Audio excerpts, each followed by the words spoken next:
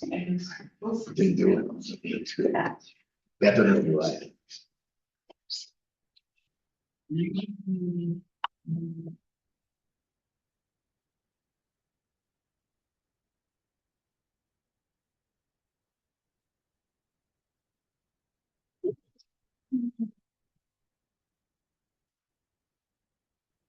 All right, the time is currently 6 p.m. We are calling this regular board meeting to order. We are going to start with our roll call. If we can start with our lead student representative. Hello, Evening Halleck, senior student representative. Arden Russell, sophomore student rep. Brianna Dela Cruz, junior student representative. Alright, Fabian, school board director, District 3. Greg Sherlock, school board director, position 2. Mitch Borhan, school board director, District 1. Dr. Constable, superintendent. Terrence Proctor, school board director, District 4. Dave Larson, District 5.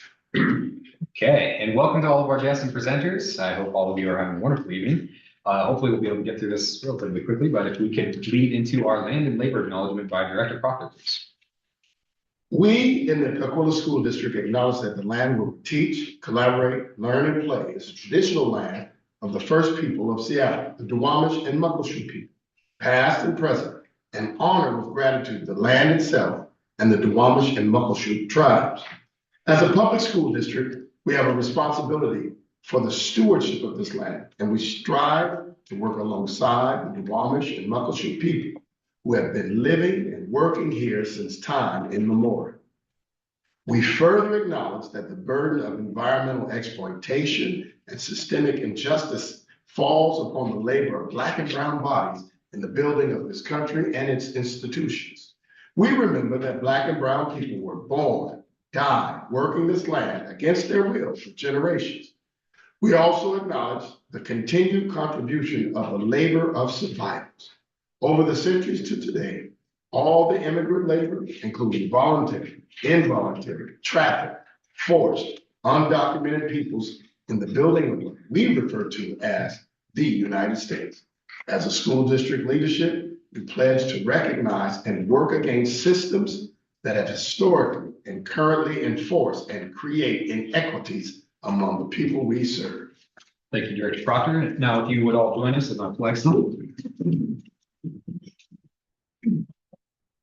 I pledge allegiance to the flag of the United States of America and to the republic for which it stands, one nation, under God, indivisible, with liberty and justice for all. Thank you. And Director Proctor, if you would also lead us into our school board values and group agreements. All right, as shown on the screen, I'll highlight the main core value: transparency, courage, righteousness, curiosity, and respect that center humanity. Find out what respect means to each other. Active listening, seeing the whole person and recognizing what each of us might be bringing in that day. Ask what would be the impact on people. Thank you. Okay, so now we will move into our approval agenda. Can I get a approval for our February 24th regular board meeting? Second. All right, and all in favor? Aye. Aye. Ayes have it. I heard that we didn't have any public comment, but I just wanted to give it to the room if we had anyone for public comment present. Yeah, I do.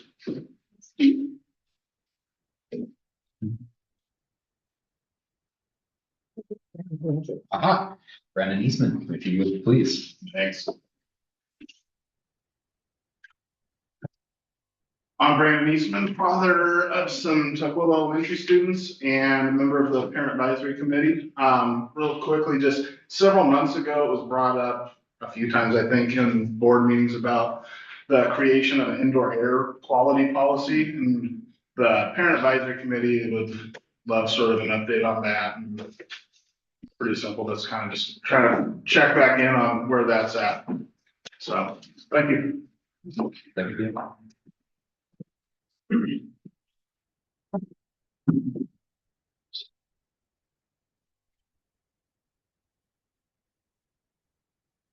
I will put it in my notes for that, yes. Thank you, Mr. Eastman. I actually was gonna give a quick update in my superintendent comments, so, it's just a little one, but I'll make sure and, address that during my comments. All right, we didn't have anyone else, but just in case. Okay. All right, heading into reports, we have our student reps to start us off. Yeah. Since the last meeting, many things have happened at Foster, such as on February 12th, there was a peaceful demonstration of students from Foster High School.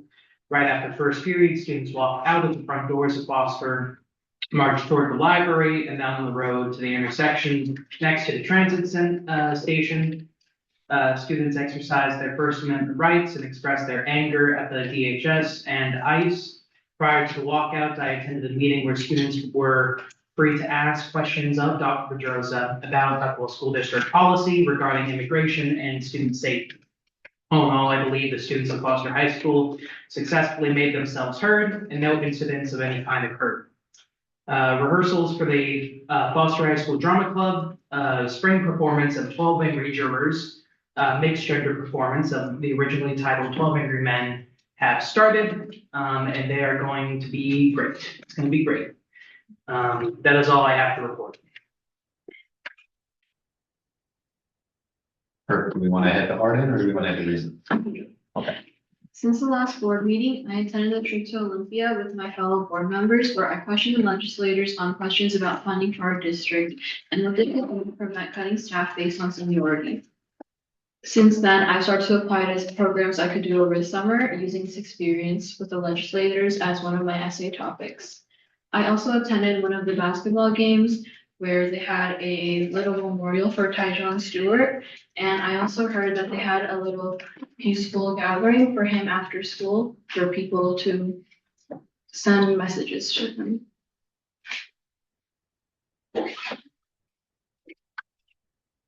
Perfect. Well, if you have nothing else, Arden? Last week we did start rehearsals for 12 Angry Jurors. And tomorrow there's going to be a drama club officer meeting about discussing renovation plans for the park, which is very exciting.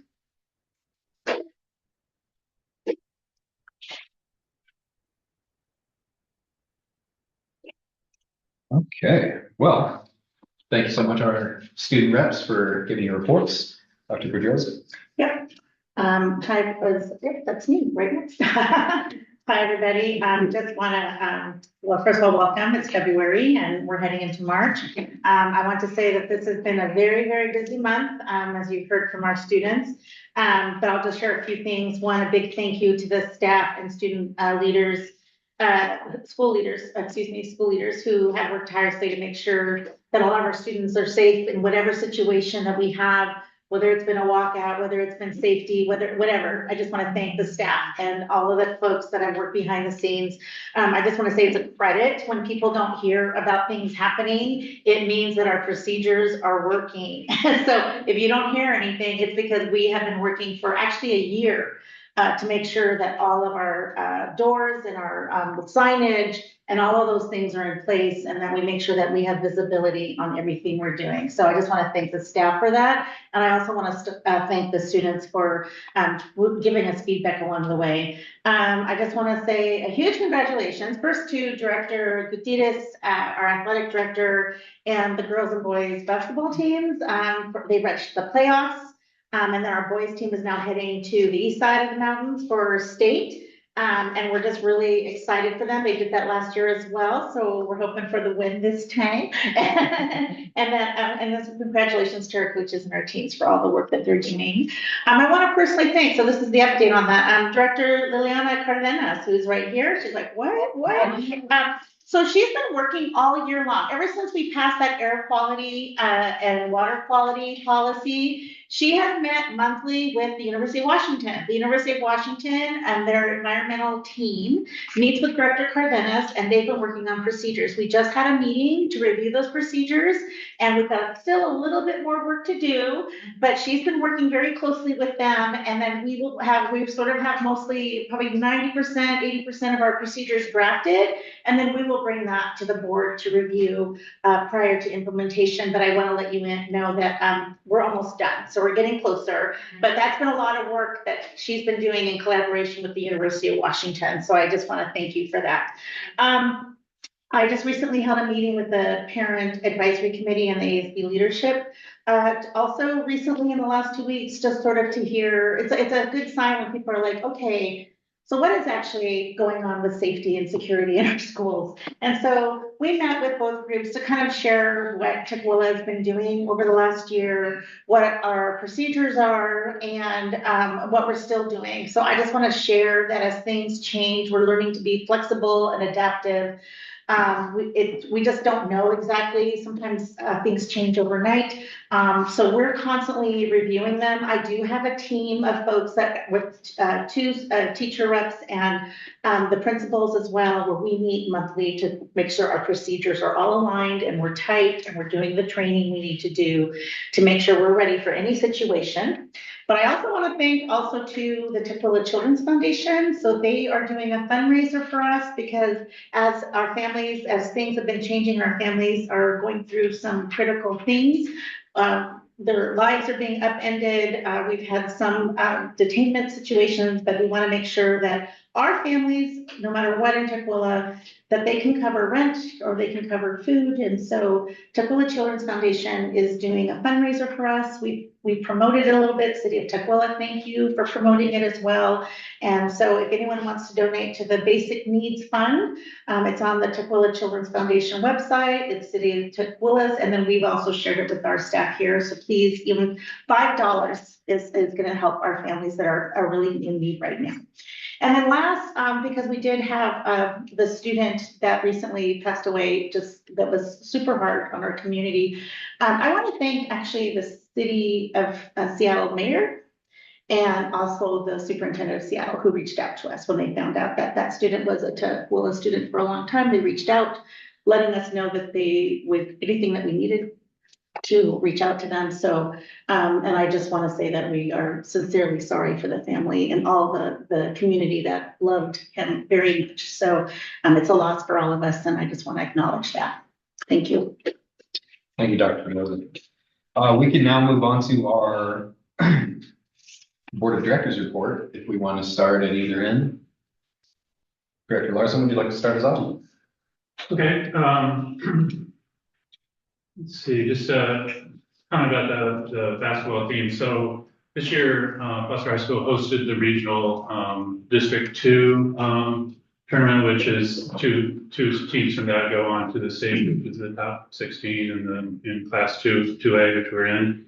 And you got to win, it's pretty intense tournament. You got to win 4 games to get into the state finals. The girls won 2 and lost the 3rd one, so I had a really good year. And then the boys won all 4, so they'll be going to the state finals. And actually, their first game is not going to be in Yakima. It's going to be at the University of Puget Sound Fieldhouse on this Saturday at 4 o'clock. So if you want to come down and see them, they're playing Bainbridge. That's the first one. If they win that one, they're in a bracket that's one loss and they're out. So if they win that one, then they get to go to Yakima, all expense paid trip to the beautiful Yakima Sundome for the final tournament. So.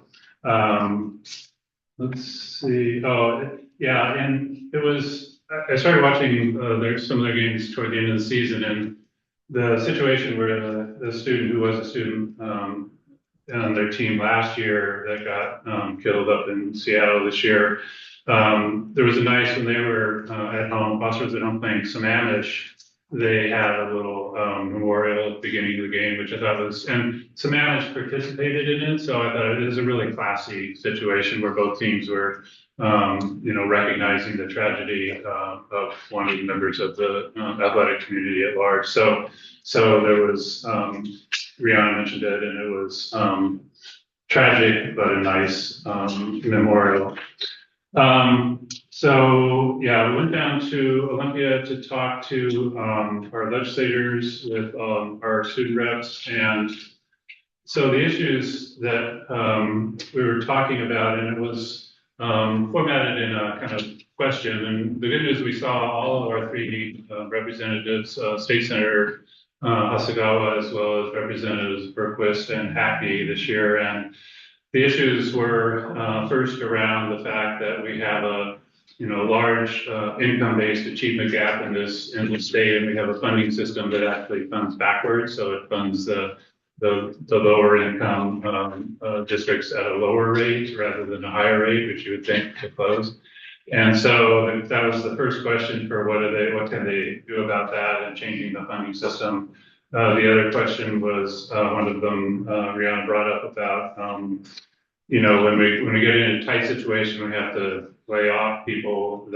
Some of the younger, really good teachers get laid off. Is there something they can do about that? There's also the issue about, there's a lot of what we call in Olympia unfunded mandates. The legislature loves to do this, say to school districts, do this, but we won't give you any money to do it. It basically spend your money to do it. In regular society, that would be called stealing. If you say you want to buy something and have somebody else pay for it. But so there's a lot of unfunded mandates, and the question came up, well, if you do all that, then how can we support the arts and all the extracurriculars, because we have to use all the money, our local money, to cover the unfunded mandates. And then the last one was the fact that for high poverty schools, the way the system funds the support staff for social workers, counselors, and all that you definitely would want more at a high poverty school like ours over.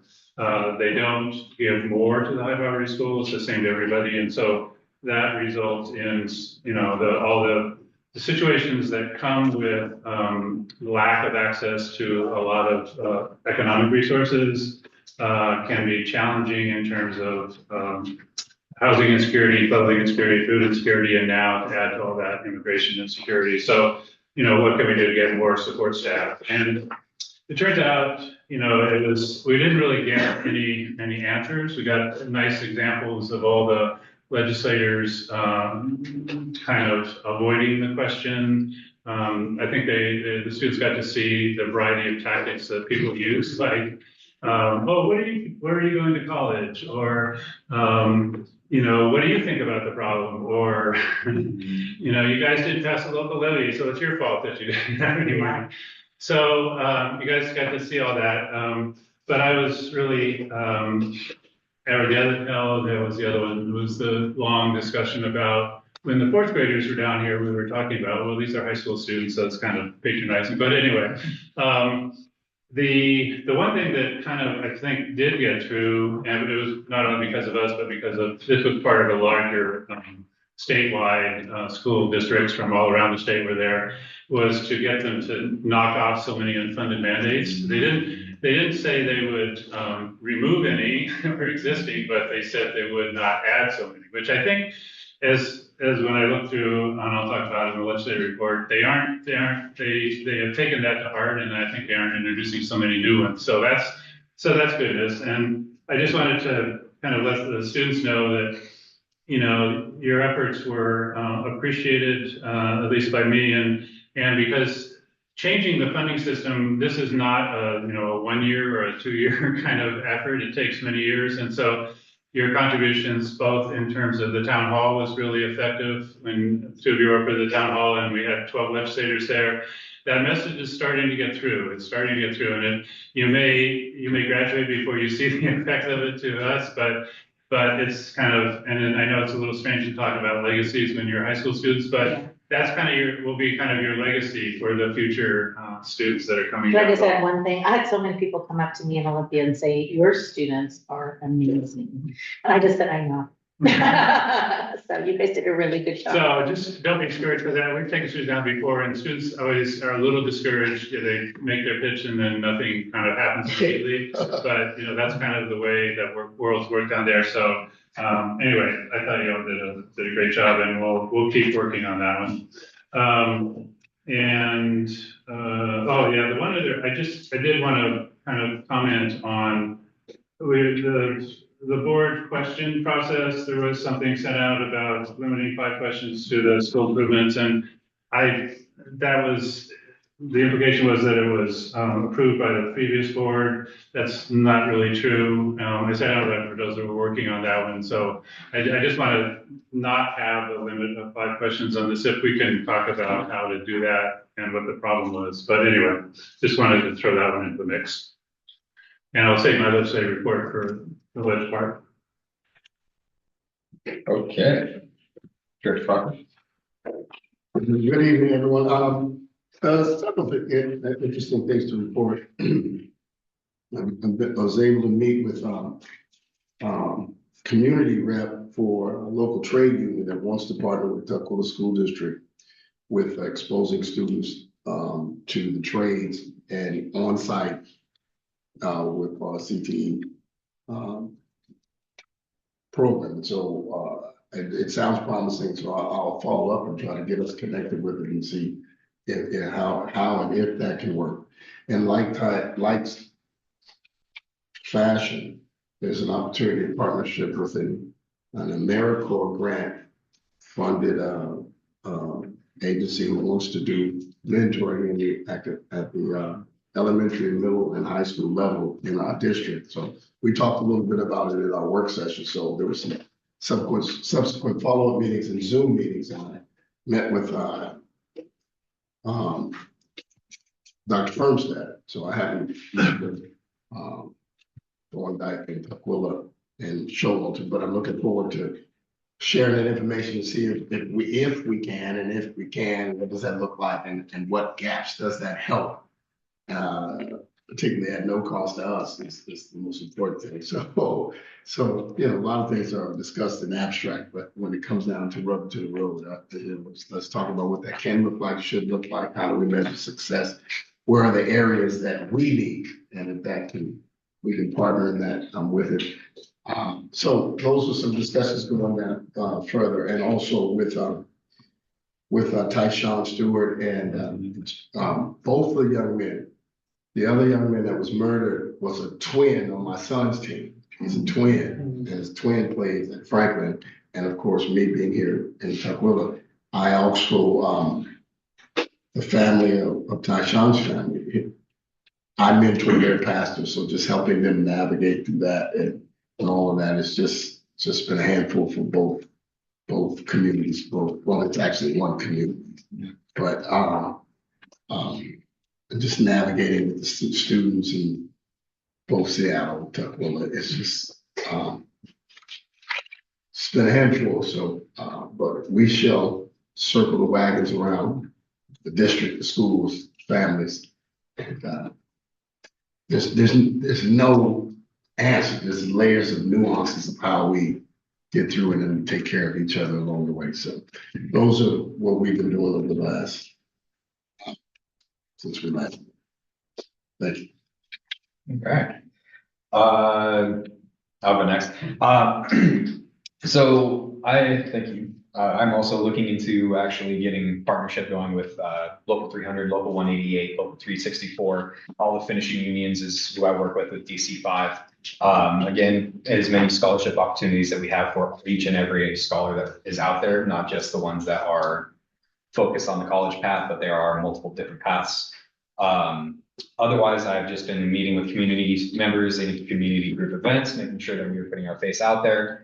Nothing in particular, just making sure that we are, again, in a community base, covering as many questions as we possibly can and making sure that we are safe in every possible way.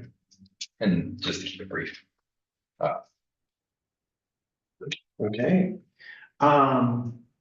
Last Friday, I had the opportunity to meet via Teams with the state auditors, Mr. Griswold and Ms. Newland. Our chief financial officer was there with us. Greatly appreciate that. Learned a lot about how they are evaluating the district's budget. The simple process, well, not simple, the process that they go through to make sure that those that we're meeting all the requirements. It sounds like that we have a very good relationship with them. I was very pleased about that. It's always important to make or to have a good relationship with auditors.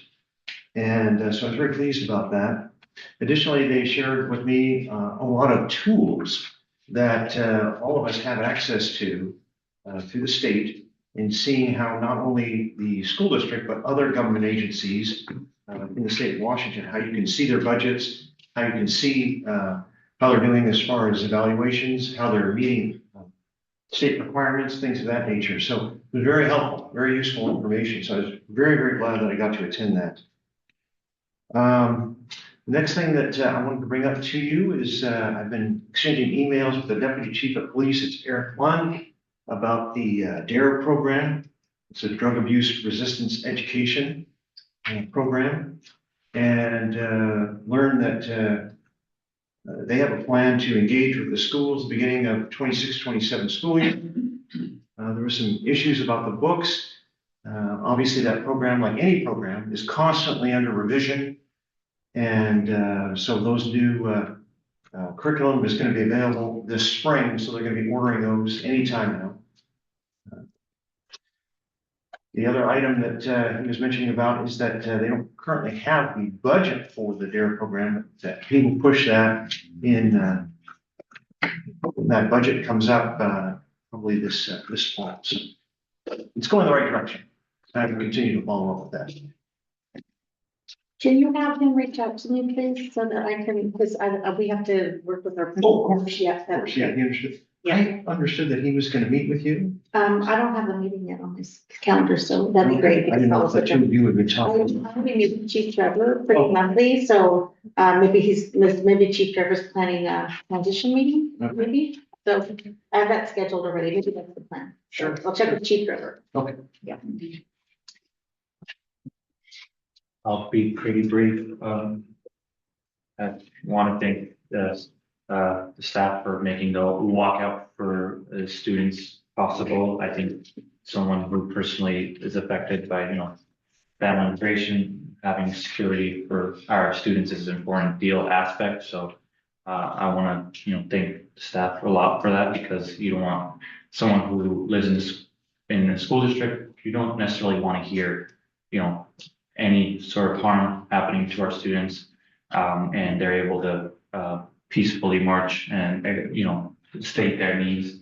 I do want to highlight one thing: the city of Tacoma did pass banning temporarily ICE detention centers from opening here. So I think maybe that's just one highlight there. It's also Superintendent Dr. Pedrosa, thank you for keeping that communication regarding that. And I think the one-on-one check-ins we have as a board monthly is very helpful. And I do want to just highlight the good work, and that's all I wanted to say. Thank you. All right, thank you to all the directors for giving your reports. If we could move into the legislative report from Director Larson.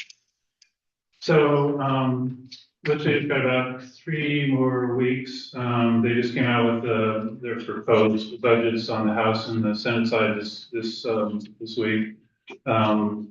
Most of the, as you can see, most of the bills are not moving, particularly anything that's involving getting more money, like the transportation safety net or increased laptop poverty, things that we're looking for are not moving. The good news is that trying to clean up some of the things that they did last year that hurt us, particularly the exempting schools from retail sales tax imposed on certain services. That's for us and for all districts that, there's a lot of services that are bought related to particularly special education services, and hitting with a 10% sales tax on that is for all districts. And so that one appears to be going away. I think, I don't know, that's $100,000 plus item or something like that for us. So that will be helpful. And they're restraining themselves from adding more unfunded mandates, which is good. So I think on net, we won't get much, but they'll undo something they did last year and then, kind of, not add a bunch more. So, this probably as good as it's gonna, get this year. There's a bunch of bills that are related to, trying to help school districts avoid going into binding conditions. They're a little bit, some of them I think are probably worthwhile, but they're sidestepping the basic reason a lot of the school districts went into binding conditions is because the state is not funding education properly. It didn't just all of a sudden magically occur out of midair that school districts are all of a sudden having financial problems. But anyway, that's the way the legislature rolls. I did attend, there was a town hall meeting last Saturday with Senator Husko over in one of the union halls in Renton, and I was encouraged. There was a lot of the kind of support for students and young people in the budget was talked about quite a bit, by myself, but also others that were there. So, and he's always been pretty supportive. He's a social justice person and supports, what we're trying to do. And the funding system is just not, there's not enough support across the Senate to make it happen. But anyway, it was an encouraging meeting. So so we'll see in the next couple of weeks. It always takes the legislature to kind of meld the House and Senate budget with the governor's budget, and there'll be a lot of discussion about. You probably heard in the press the millionaire's tax, which looks like it'll probably pass. It won't start producing revenue. This is an income tax on people making over $1 million a year. It won't, even if it passes this year, no money would come in until 2029. But there's then going to be a free-for-all in the next couple of years about what to do with that money.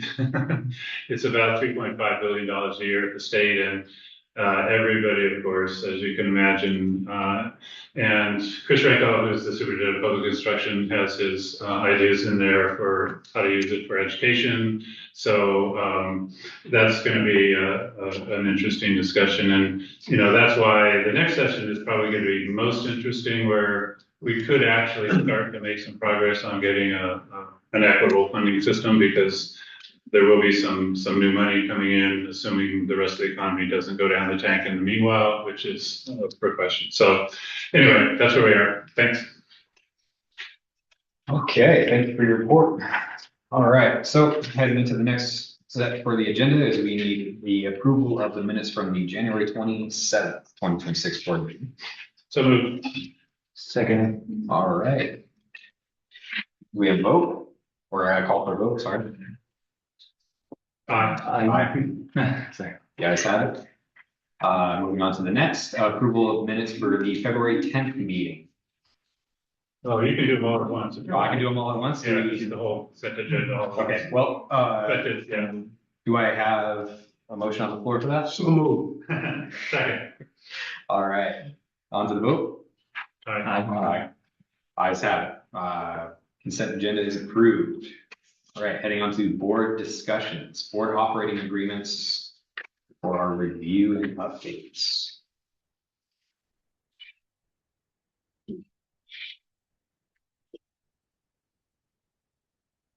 So the other thing I was kind of reviewing, these have been in place for quite a number of years. We do the one, what is this? This is under meeting conduct. 1, 2, 3, 4, fifth bullet down, I guess. Talks about the student representatives, and it says student representatives do provide advisory votes on agenda items. Just to let the students know, I know this has been a discussion at the state level about student advisory votes.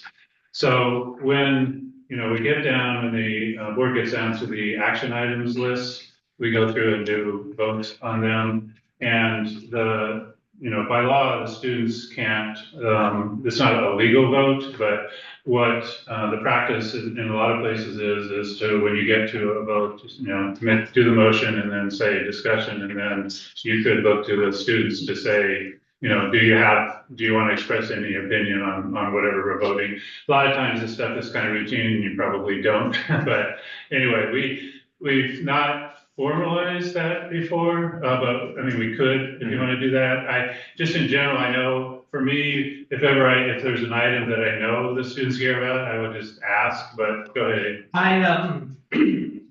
I have been revising the Okay, student rep procedure. It's Yeah. 1250. And in that, I actually put in a proposed section on advisory votes, okay, giving the students basically an advisory vote that is not binding at Yeah, right. where we go down the line, right, state which way we would vote Yeah. and our reasons for it.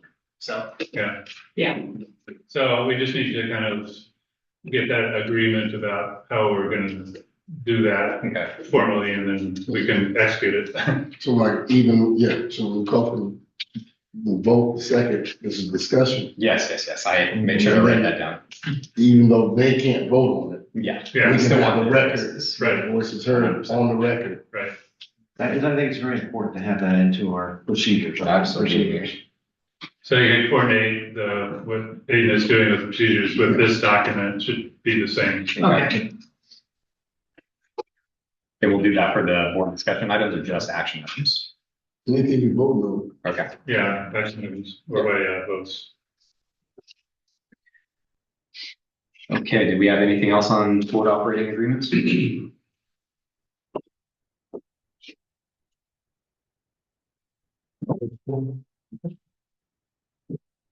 All right, moving on to the cannabis shop letter review. So, Dr. Chris, myself, and our transportation director, Susie Kelly, had a meeting with the city's administrator and. Manager.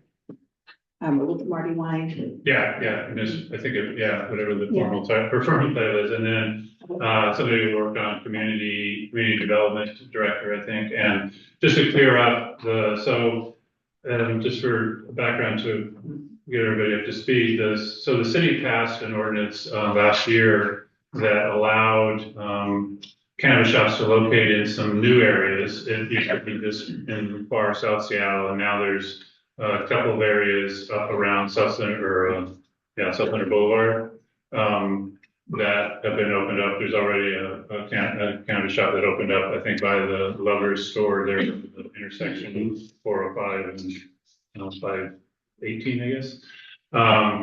And the ordinance prohibits them from locating within 1,000 feet of schools, parks, childcare centers, but it doesn't comment on bus stops. And so the concern that I expressed when I heard they were doing that, it would be good to have 1,000 feet of bus stops for all the same reasons that you want within 1,000 feet of schools. And so that's not included in the ordinance. So and when I went down and I tried to understand what their process was, they didn't. During the process of developing that, they didn't really consult the school district at all. And so this letter just kind of to the mayor and city council says, would you please consider, not having them within 1,000 feet of the bus stops. And then, if you're talking about doing this in future, and I think we did get out of the meeting that, and no big surprise, the cannabis folks will probably be coming back again and saying we want to go somewhere else. We did learn that they want to be down in South Center, that area. When that comes forward, then please, let us know what's going on. So if we have a bus stop somewhere near that maybe they could not consider not putting it there. So this, anyway, there was some confusion about where the maps were. I think all the confusion has been cleared up. And so I'm just putting forward this as I will send this letter personally, but if the board wants to sign on to this letter, if the school district via the superintendent wants to sign on to this letter, then we can do it that way and send it to the mayor and city council. So that's kind of what this is about. And I guess we have it on an action item, should, to whether the school is, whether we as a board would do it as a board or not. I think I'll speak on, I'll probably abstain from it, but also share this regarding, I think, other board meetings that whether it was open public comment.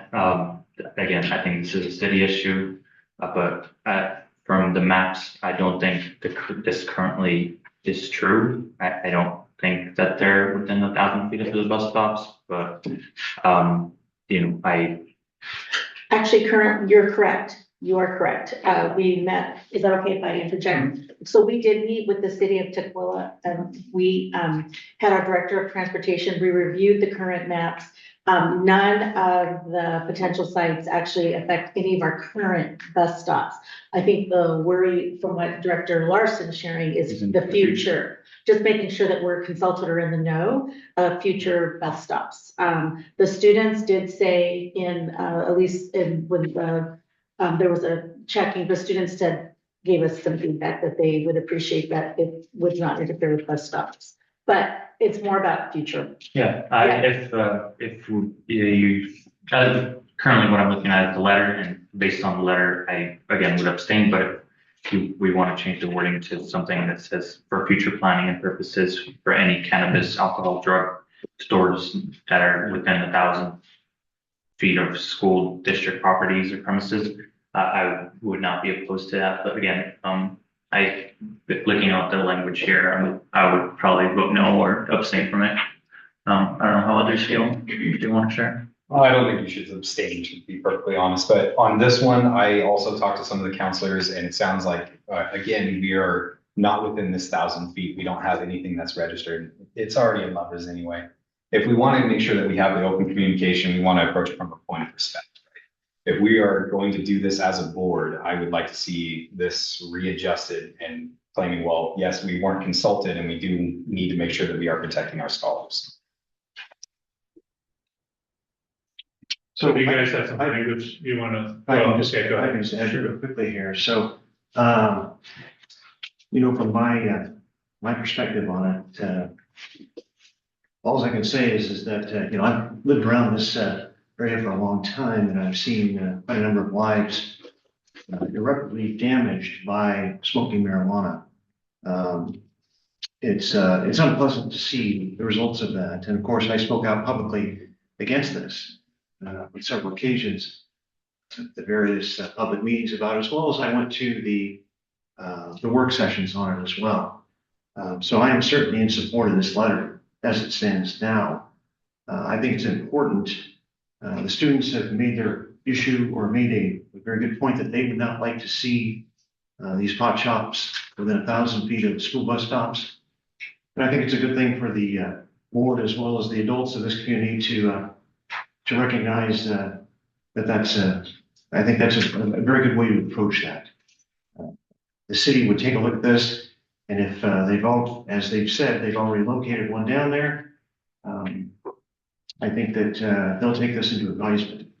I think that probably the meetings that Superintendent Barbosa has had with them, as well as Director Larson, they probably recognize that they do need to speak to the school district in the future about things that impact the students of our community. So I'm in favor of the letter as it is right now. Director Parker, do you have anything? I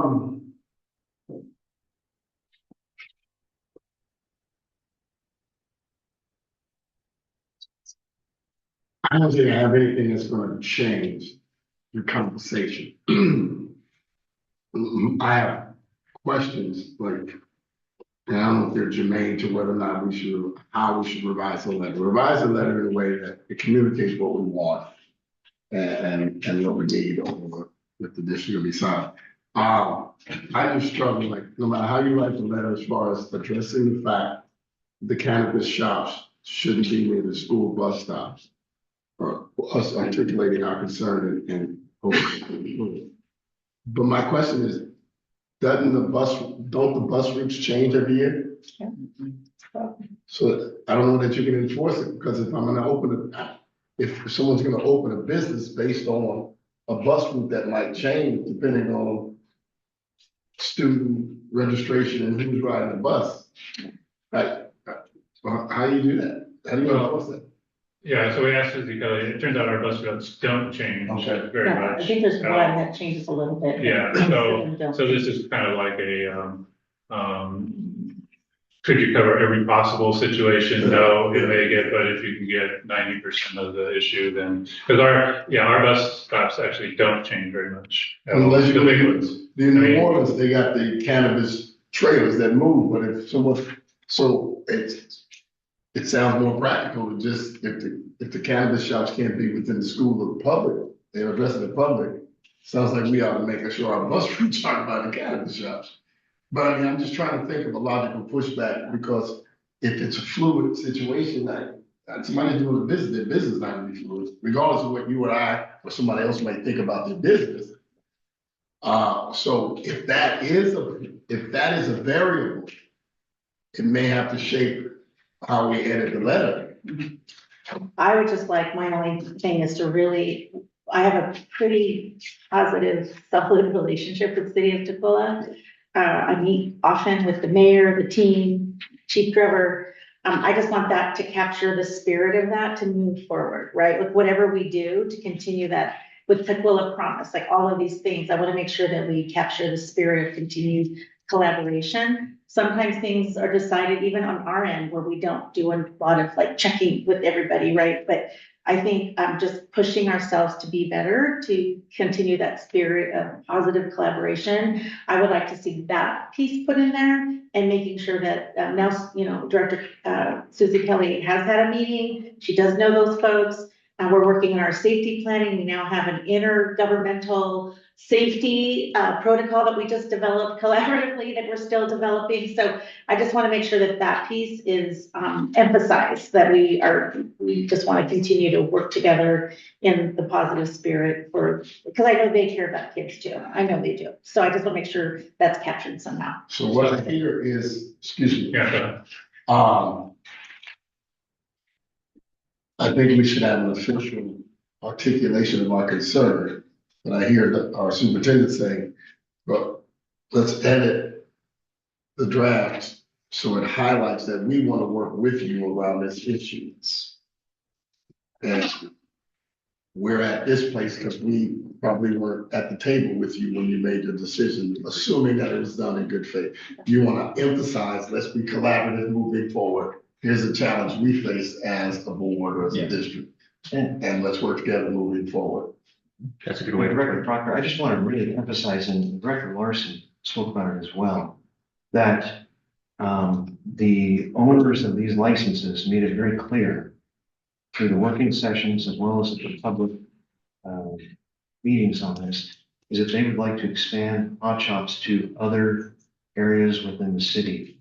So I think it's really important that we get a letter out to them as quickly as possible, because there are many other areas that they express interest in locating these new future act. So I am interested that we move this forward. We've been talking about this now for about 4 months. And as I said, I understand that it is very important to get the letters correct. Obviously, we want to be succinct and collaborative. Certainly, we want to work together with them. But I think we can always go back to them with an additional, addendum or through the process of what Superintendent Mendoza is working with. As I said, I'd like to see this letter go out sooner rather than later. Can I just, Director Kelly's online, I just make sure. Director Kelly, do you have anything to add before the directors finish up this conversation? Susie Kelly, our Transportation Director. Yeah, there she is. Susie. Susie, you're on. You were gonna say something. Okay, I think I'm unmuted. Yep. Sorry, it took a minute for the machine to catch up. So I just wanted to confirm that I laid a splatter map of all of our students in the entire district over the city of Tukwila map that they provided to me. There was no effect on any of our stops. The ordinances that are in place prevent them from putting anything else in near any of our stops. And everything where they're considering for future is actually not located inside the school district boundary. It's all south of Minkler, south of our border, Tukwila. So I am extremely confident with what they have already proposed, but it's certainly to strengthen it for anything future that we have eyes on it. I would strongly recommend that. Thank you. Okay, and I just want to, before we continue discussion, I really want to open this up to our student representatives. If you guys would like to have a word on this. Yeah, I'll just say, I would highly urge the board to act on what is for the best interest of our students and not on personal disdain for people that smoke pot or for any disdain towards, businesses that sell marijuana. I think in all of your actions, you should center student safety and student need rather than any personal political belief or moral belief about anything regarding that. Then the only other thing I would say is I think there's a grammatical error in here. Where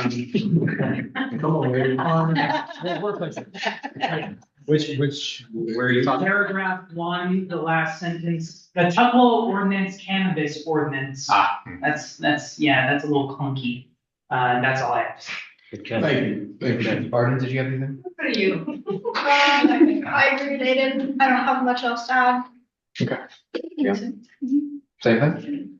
All right. Closing point. If anyone else wants to discuss? But I think you were. Yeah, I'm quite happy to, if, the superintendent wants to add something, the positive collaboration component to it.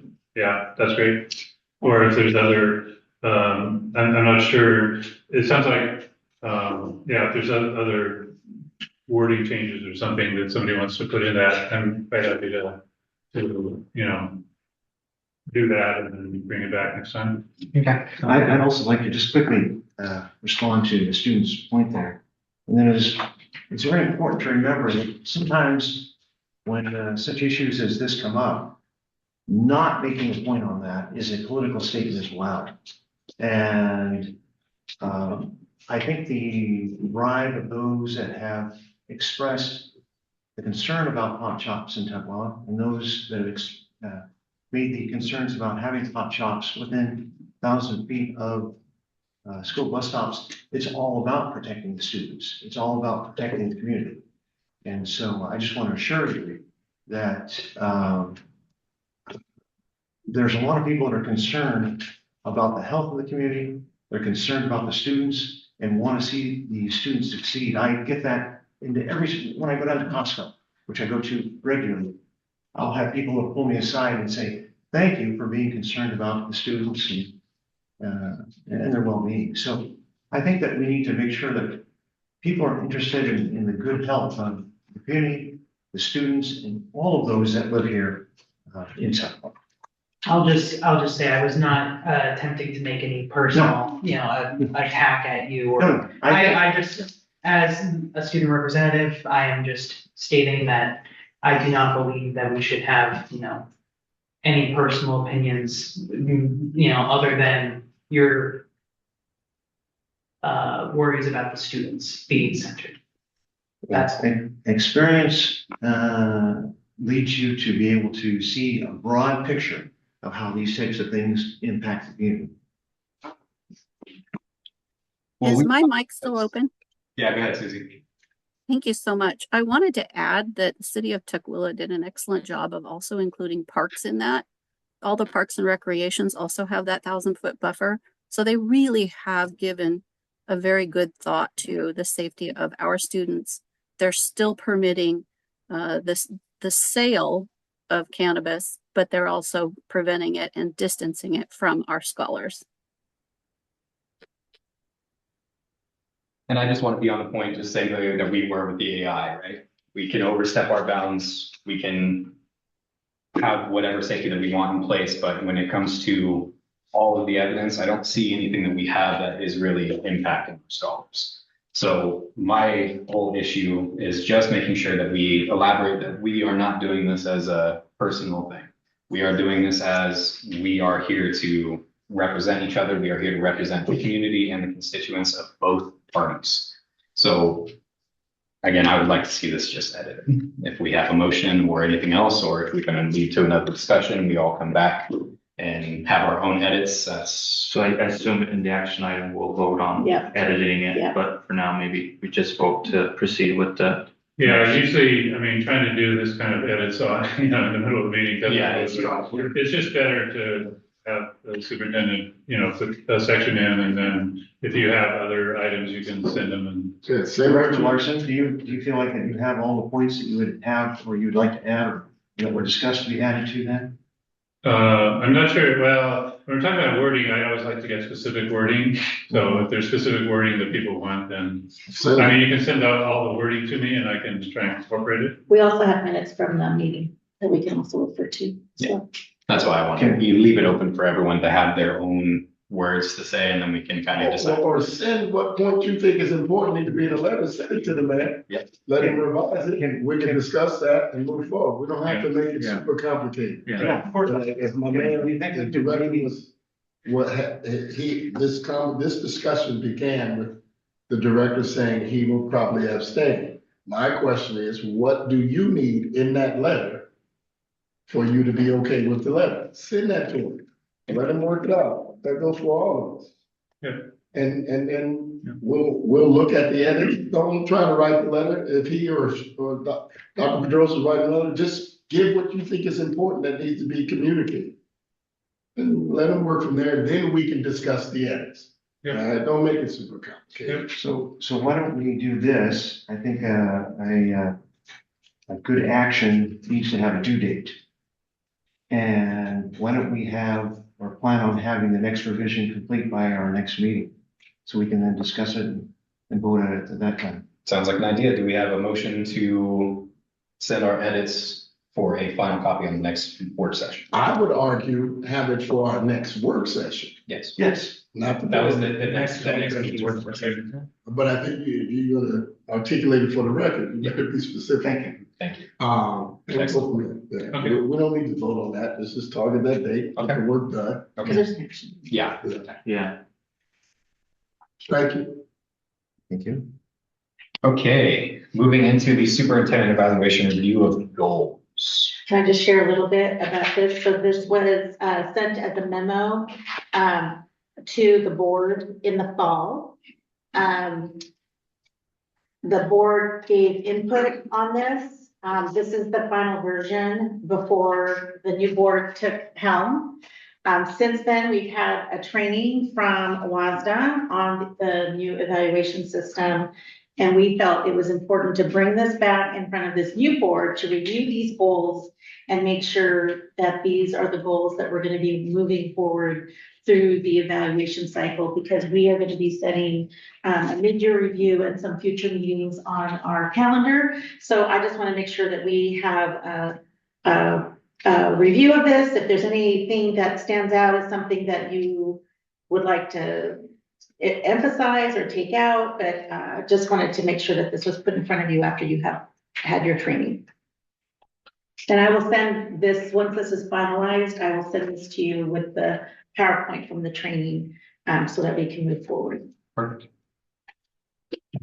And it was productive, but we are definitely going to need to Oh, yes, I know. work together with. I think we all are going to need that. More experienced directors. It's a new, part of being new is the piloting something, it means there's a lot of kinks sometimes, so, yeah. Process checks. But I want to make sure that these are the goals that we want to work with. So I have a bunch of suggested additions, which I can send to you, or I can go run down them if you want me to. Do we want to send, or how many items do you have? You think it'd be like 20 About, minutes or 10, 10? the different sections. I mean, so just generally, the first section is related to strategic plan goals. Those have been pretty much in place for a long time, and I don't have anything there. These other, the district annual goals, the board annual goals, and the the board annual goals were never really filled in. They're just kind of topic areas. And so I have, suggested things to fill in there, and then the operational leadership goals. So I have, things to add into those sections. The district annual goals is kind of a system vision for STEAM, science, technology, engineering, arts, and math.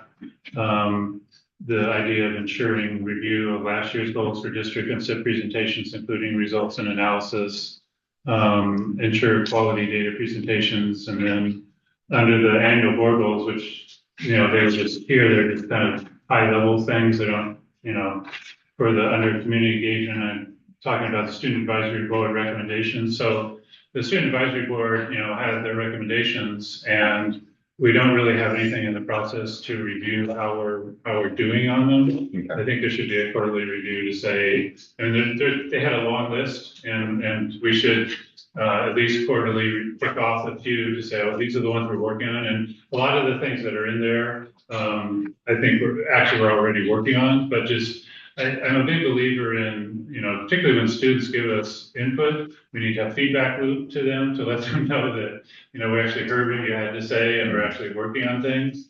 And so, and then under the anti-racist goal, it's reviewing disproportionalities, fiscal oversight. We're pretty much on track with that, but I want to just get to the 6% ending fund balance that we're trying to get to. We're on track for that one, but that's an important one. And then under the operational leadership goals, again, these are things that were in process, particularly related to high quality curriculum. The learning ELA curriculum that's going on, I think, is really important. It's interesting, supportive climate, the indoor air quality one comes up again. Also, we're in the process of getting a new student, staff, and family survey. I think that needs to be in there. That's, again, it's in the works, but that's an important one to have because we're ripping out the old one. And then under operations and maintenance, obviously this year there's going to be a new collective bargaining agreement. That's always the top of the list of things that the superintendent needs to work on, and obviously is. We have pool and city leases. Those are in process. We're kind of waiting for things to happen around us, but it'd be nice to get those cleaned up. And then for the value-based leadership, I just said, just implement the new superintendent evaluation system, which we're doing, because that's a pretty big deal. We've been doing the same superintendent evaluation system for years, so making sure that that's implemented. So anyway, those, and like I said, I can send those. I can send you the Word document. You Okay. can have the minutes. Sure. Yeah. And then you can send it back to the board for review. Yeah, Is that I okay? can do that. Yeah. Okay. And if we have that huge list of the topics that you have, is that what we're going to be sending to? That's what you're going to add. Yeah. Never mind. Okay. It makes sense, he can send them to me, then I can refine them, and then we can put this back. Yeah. So which way you want? You can, I'll put it in the Word document, and you and I will both work on it. Okay. Does that sound okay? Yeah, because I don't have this in the Word document. No, I will put it. Send it, okay. Deb, can you put that in a Word document? Yeah, thank you. Okay. Yep, and then we'll send it to Libby for review. Okay. Does the students have any things to add to the superintendent evaluation? Here's your chance. There's your chance. You've got, 5 months to go? Okay,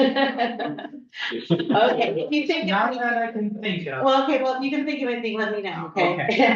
It's a little You guys unfair can- because we probably haven't had a chance. So Yeah, Okay, well, did anyone else have anything on our superintendent evaluation?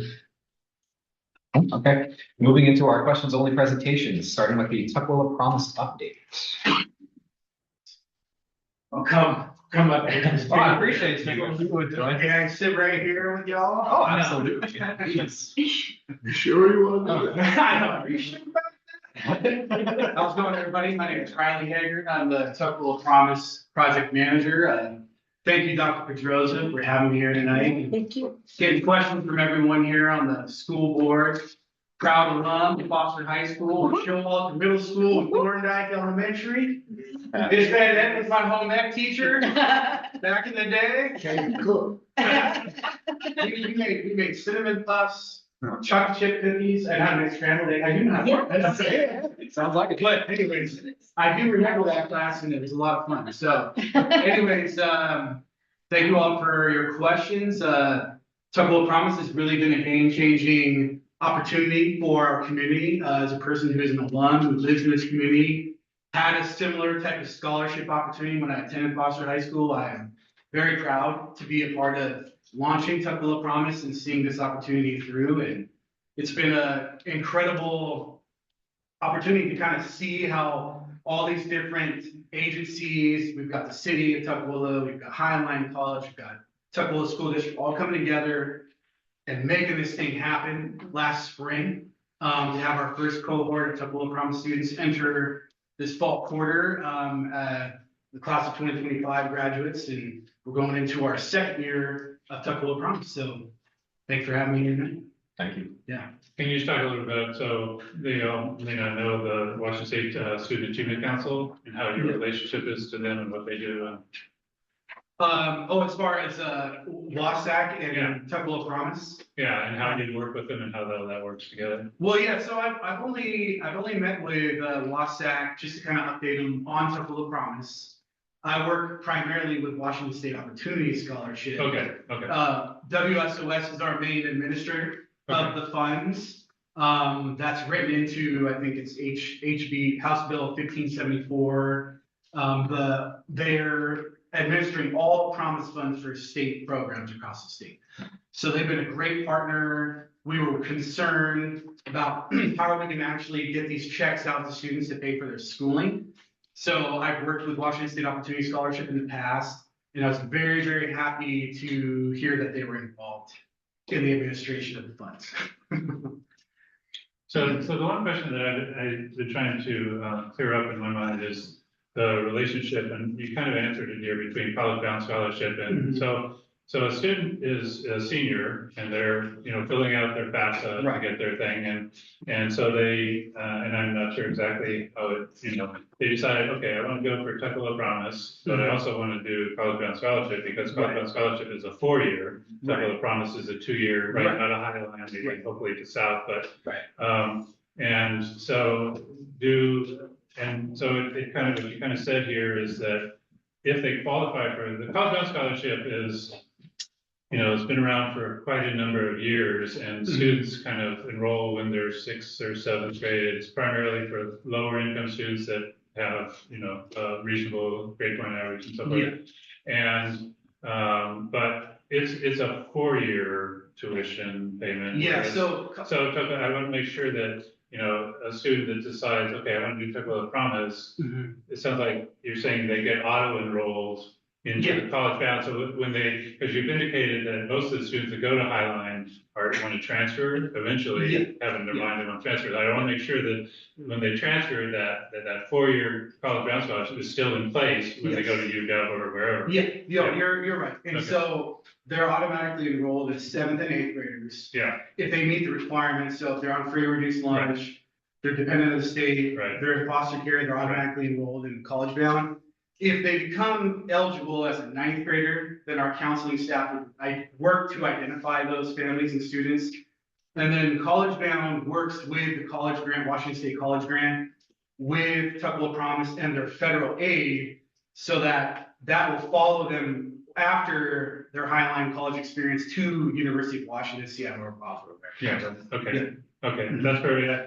The reason I was a little concerned that is because, and I think this is a data issue within us, when I see, for example, for the class of 24, we had 125 students that got College Bound Scholarship, which is great. That's like over half our students, which is a really important thing, and it's been growing. And then I see for this class of 25, I see it's 85. So all of a sudden we had this dip, and I just want to make, but we also had, that's when the Tuckahoe Promise came on board, and the number went up. So I just, did we get both of them? And from what I understand, talking with the counselors, there was a change in who's reporting how they decide who's on College Bound Scholarship. So I think there's a data issue. I mean, it's sure to me that they're automatically enrolled. So I just don't want to get any of our students do that, when they transfer and then, oh, you didn't apply for College Bound Scholarship, therefore you don't get your tuition. Yeah, well, I think it'd be interesting to look into that data and maybe ask Wasac if they've seen that statewide. Yeah, If we're talking 5 years ago, what was going on 5 years ago? Right. Pandemic, you know, and so.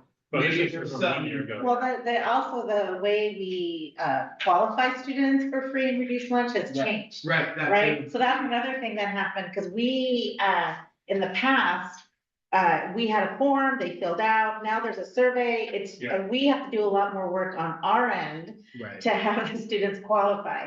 So I would say that might also be, maybe also a factor in some of that reporting, because I know that we were worried when I first got here in 2023 about the fact that our free and reduced lunch numbers were Right. gonna go down drastically, but it wasn't because we didn't have the students, it was because of the reporting. So that was something that we work on all the time. Mhm. That might be another piece of that. So I don't know if Wasac, I was trying to find out, maybe we need to go to Wasac to find out the data on, how many students got college or qualified for college bound scholarship in 24 and then 25 to validate the Yes, data. right. I just don't want our students to get caught, 2 years down the line. That's my concern. Yeah, absolutely. I think it's a great question. Okay, And I can reach out. I've actually met with Wasac like Okay. 2 weeks ago. that'd be So great. I'll Yeah. add that. Okay, yeah, if you could let us know, that'd be great. But otherwise, it's as you say, it's a great program and a lot of students are getting, Do you want to just send me those data points, just Sure. email me that, and then Yep, yep. I'll reach out to them. Yep. And it may be our data collection that's off, Right. which is yeah. fine.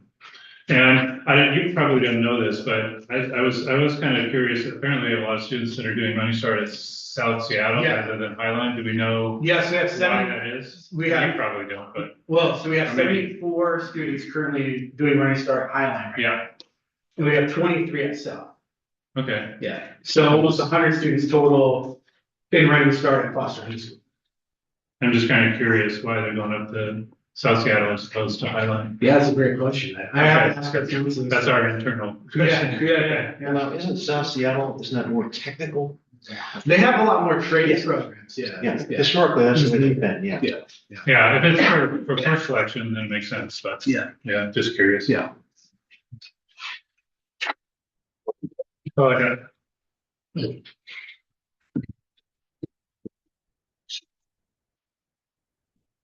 Are there any questions? Was there any other questions?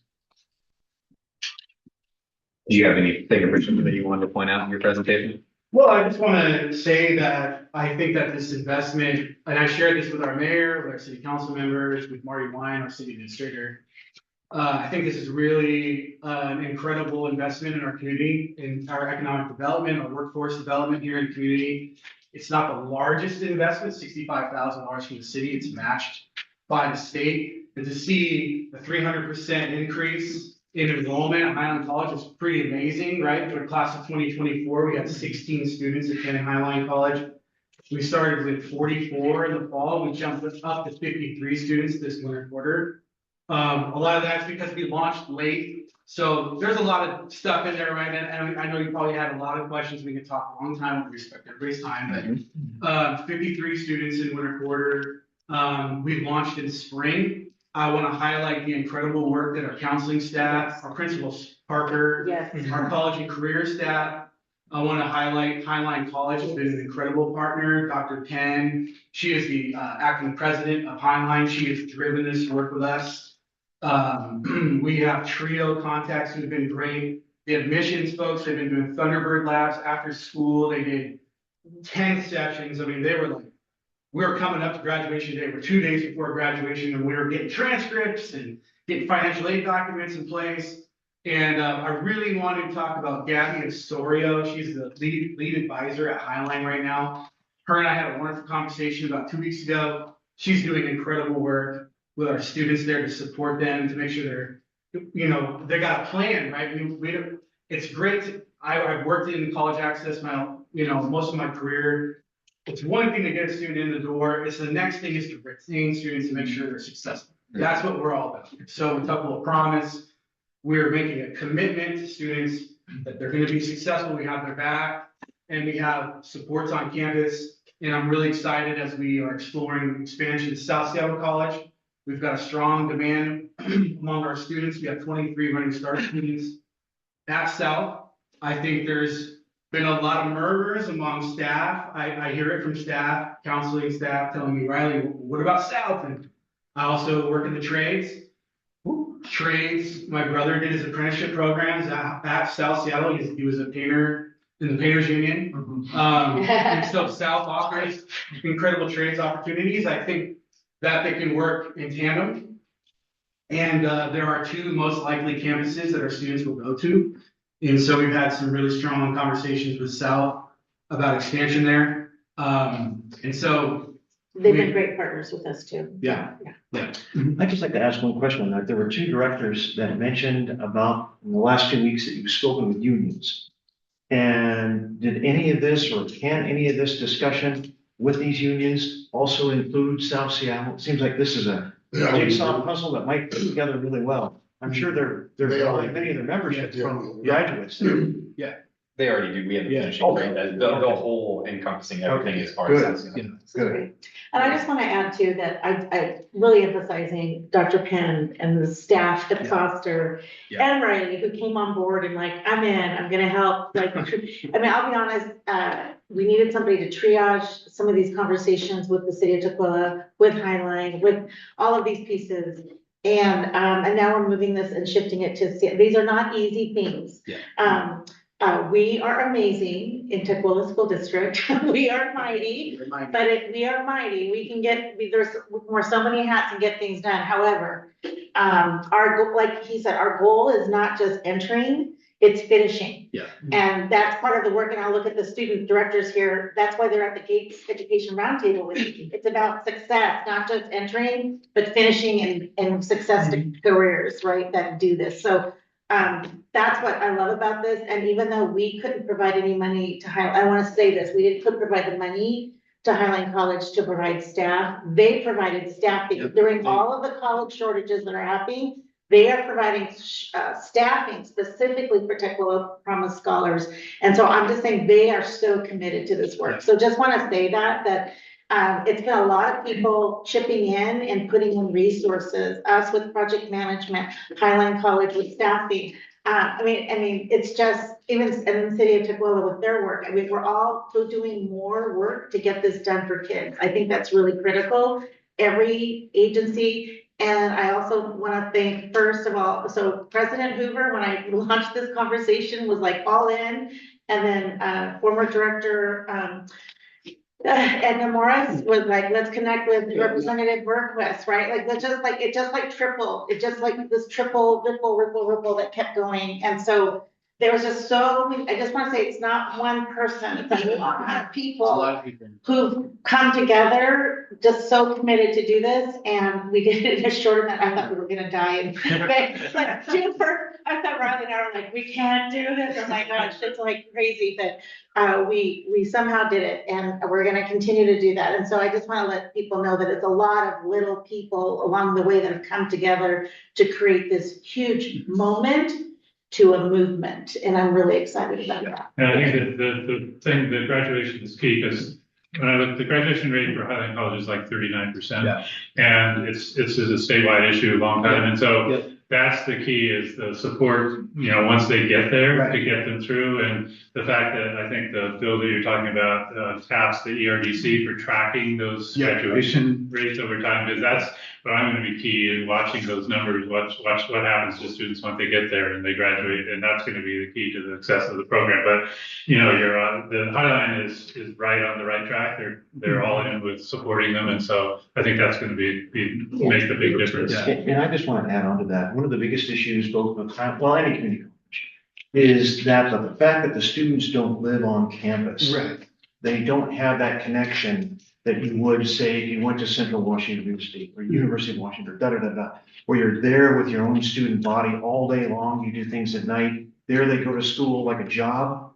They're there for maybe 4 or 5 hours a day at the most, and then they leave. And so there is that real challenge of community, even though it is a community college. Yeah, absolutely. Yeah, and I want to thank and acknowledge the great leadership of Dr. Pedroza. Great leadership. Because, in reality, and Dr. Pedroza and I have lots of very personal conversations about this and making sure this work and we get to reflect and be in the room together and have these meetings with folks. And so we're very fortunate to have a leadership of our Dr. Droza, of our Mayor McLeod, Representative Steve Berquist, who texts me and calls me, hey, where's the numbers? You know, and so we have real strong investment. And obviously our students are succeeding. We have 4 students who are at 4.0 GPA, over 75%. Woohoo, that's important. Yeah. Got 20 students that are over 3.0 GPA. Most of the students are at college level coursework. And we're on track to be on budget. We're actually going to be under budget, which is really amazing to say. So overall, Tupelo Promise has been a splash in year 1. Looking forward to year 2, and hopefully this is in perpetuity. And I'm telling you all, as an alum to current students, when I posted about Tupelo Promise, I had a number of alumni, hey, Riley, I went to Foster, can I get it? Can I get it? I'm sorry, I can't. This is for class of 2025 and beyond. I'm sorry, we can't help you out. Can I just say something, Riley? Started Washington State Revolution. I was just in Nashville in Tennessee. They actually have a Tennessee Promise. That's actually funded from the lottery. Yeah. And actually, if you don't take advantage of it up until age 26, you just have to reapply. Oh. So I thought that was interesting. Maybe it'll happen here. And I know, because I heard this all from my Uber driver, who had 2 children who took advantage of it. So I just think that was, and boy, she knew everything, like she just had it. I thought, that's really interesting. Yeah. If Tennessee can do that, right? I don't know what the state, Yeah. maybe you need to start a revolution. I looked at him. So the legislature is talking about a state promise. It's Yeah. probably a few years away, but. Yeah, that'd be great. We can learn from some other states that are doing it already, so. But we're just a little ahead of everybody. We are. Thank you all. Thank you, Riley. Can I just give everyone my little thing? And ask him to help. So he's jumped in as a leader for our levy campaign. And he jumped in and said, yes, I'm in. So that's a lot to do extra work like that. I appreciate you very much. Thank you so much. Thank you. Thank you to everyone with the Tupelo Promise for planting trees of the shade they might not see. That's right. So heading into the next thing, so we're kind of going along. I know it's evening. District safety plan. From Scott Woodbeck and yeah. Thank you. I'll get the names. No, that's okay.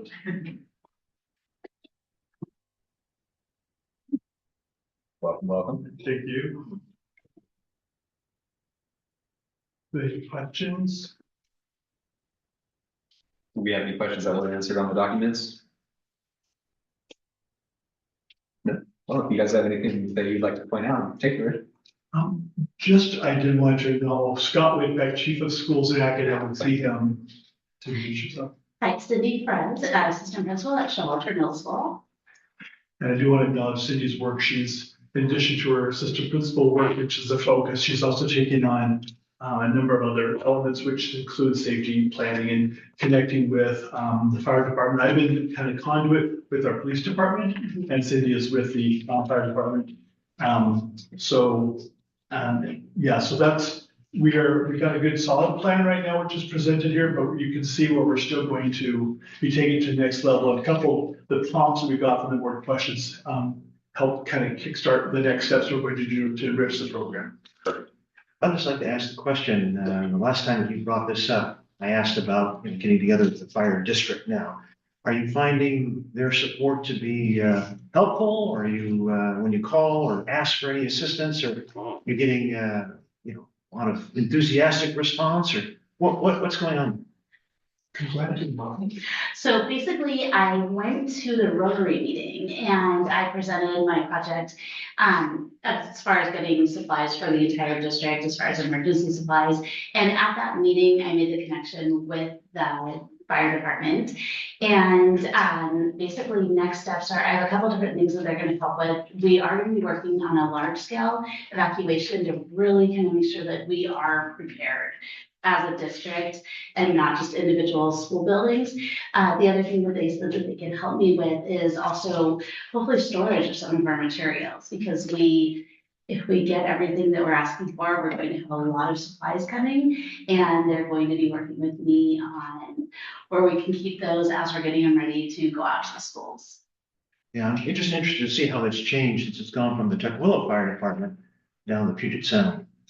See if you're still getting the same kind of customer service. We're paying a lot for it. Yes. Yes. Any other directors have any other questions? Points? Yes, no, maybe? All right, well, thank you so much. I wonder if anyone is gonna be staying. Yes. I think y'all are. I'm just so. Yeah, Scott's the next two. You know, I know we have the iReady mid-year diagnostic. Sorry, I didn't mean to cut you off. Go ahead. I said, no, I said, you don't get to. All righty, perfect. Do we have any questions on this presentation? Okay, Scott, any points that you want to point out in particular, or shall we move on to early warning indicators? I do want to acknowledge the school's good work, teachers and school leaders. We saw, even though there's still a lot of room for growth, and this data does just show students who were here and took the tested fall and just now. So it's not students who just maybe moved here, very recently, it's who's had that period of time. But, and if you were to, basically, how I look at my first scan is look at the green bars from beginning to middle year. And does the green bar get bigger? And does the red bar get smaller? Now, sometimes people ask like, well, it's concerning because the yellow bar gets bigger, but that can easily happen with, if the green, say, grows by 5%, but the red reduces by 20%, that's really good, but the yellow is bigger. Is there, but I moved it 2 grade levels, but they haven't quite gone high enough to get to the green. So sometimes that just puts that in context a little better. We've had across the board in many areas, there has been growth for all our subgroups at all schools. So we are still going forward with, work with school leaders and school staff to analyze where we're still seeing where there's some persistent achievements below what we know the students are capable of to help kind of plan to address that. Perfect. All right, well, if there's no other. I have one question. Go ahead. Slide 13, reading growth from start of year to mid-year. And it says, it's on the other note, on the other slides as well, and it's mid-year, start of year to mid-year. For kindergarten, it says, there's yellow, which is 1 grade below. What does 1 grade below mean for kindergarten? It would be just very introduction, Okay. Letters, maybe name, very beginning phonics. Okay. But that's a good, I think you bring that up, that's when people have asked, well, where's the red for kindergarten? There isn't, because that is 2 grade levels, it's possible. Yeah. I was just like, does 1 grade below mean a liver? Like, no reading at all? It's kind of a preschool type. Okay. Yeah. Thank you. I think that. And we're thankful there's no red, right? If there was red, I'd be there. 2 grades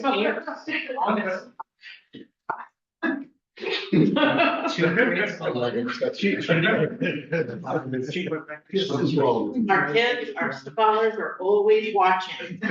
We do have a question.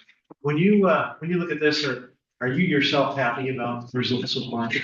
I mean, were you aiming for higher? Do you feel that you achieved what you wanted to? I know you're working at this hard. I know the entire district is working at this hard. Yes. It's a focus of this community. Just tell me what you're feeling. Do you think that I think I have a couple angles on that. I think going back to where Director Larson had brought up, maybe before this board started, is we acknowledge where the current scores are, but really our goal is growth. Yes. Yeah. So I'm really looking at everything we do is growth. I'm looking at for target more vulnerable groups. Are we seeing acceleration to get closer to where the norm is? So in that way, I'm just very pleased. I'm just very proud of the school staff. We're doing, the kids are doing what they're doing. On the other hand, I'm just kind of relentless also about wanting, here we are, we're done here, and now let's get here. So just continuing to look at what resources or supports do teachers need so they can, take their kids to the next level. I thank you for your enthusiasm for that. It shows. Thank you. I have another question. For the same topic, reading growth from start of year to end mid-year, do you know why the grade 5 scores for Cascade View are so much lower than the other grade 5s in the other elementary schools? In general, by grade 5, there's more opportunity to be farther, more grade levels behind. Is that if you know, there's more, like you say, K1, there's only a small number of grade levels you could be behind, but by 5, there could be 5 or 6 grade levels behind. So as you get on grade level, it is harder. So that's why I think there's smaller green areas for Cascade View for both reading and math than the other two schools. And they do have the higher number of our largest immigrant populations as well. Cascade View has, I think, I don't know the numbers exactly, but they have the highest number of students that are at level 1, 2, and 3. Although I will state for the record that Thorndike has more students with disabilities than the other elementary schools. So that's just a comparison. So Tuckwell Elementary does not have as high of numbers as those two populations, just for context. Thank you. Thank you. I'll give it another minute just in case anything else pops up. Anyone else? Discussion points, questions? You need another minute, Aiden? Are you looking it over? Morgan's gonna whisper questions. Okay.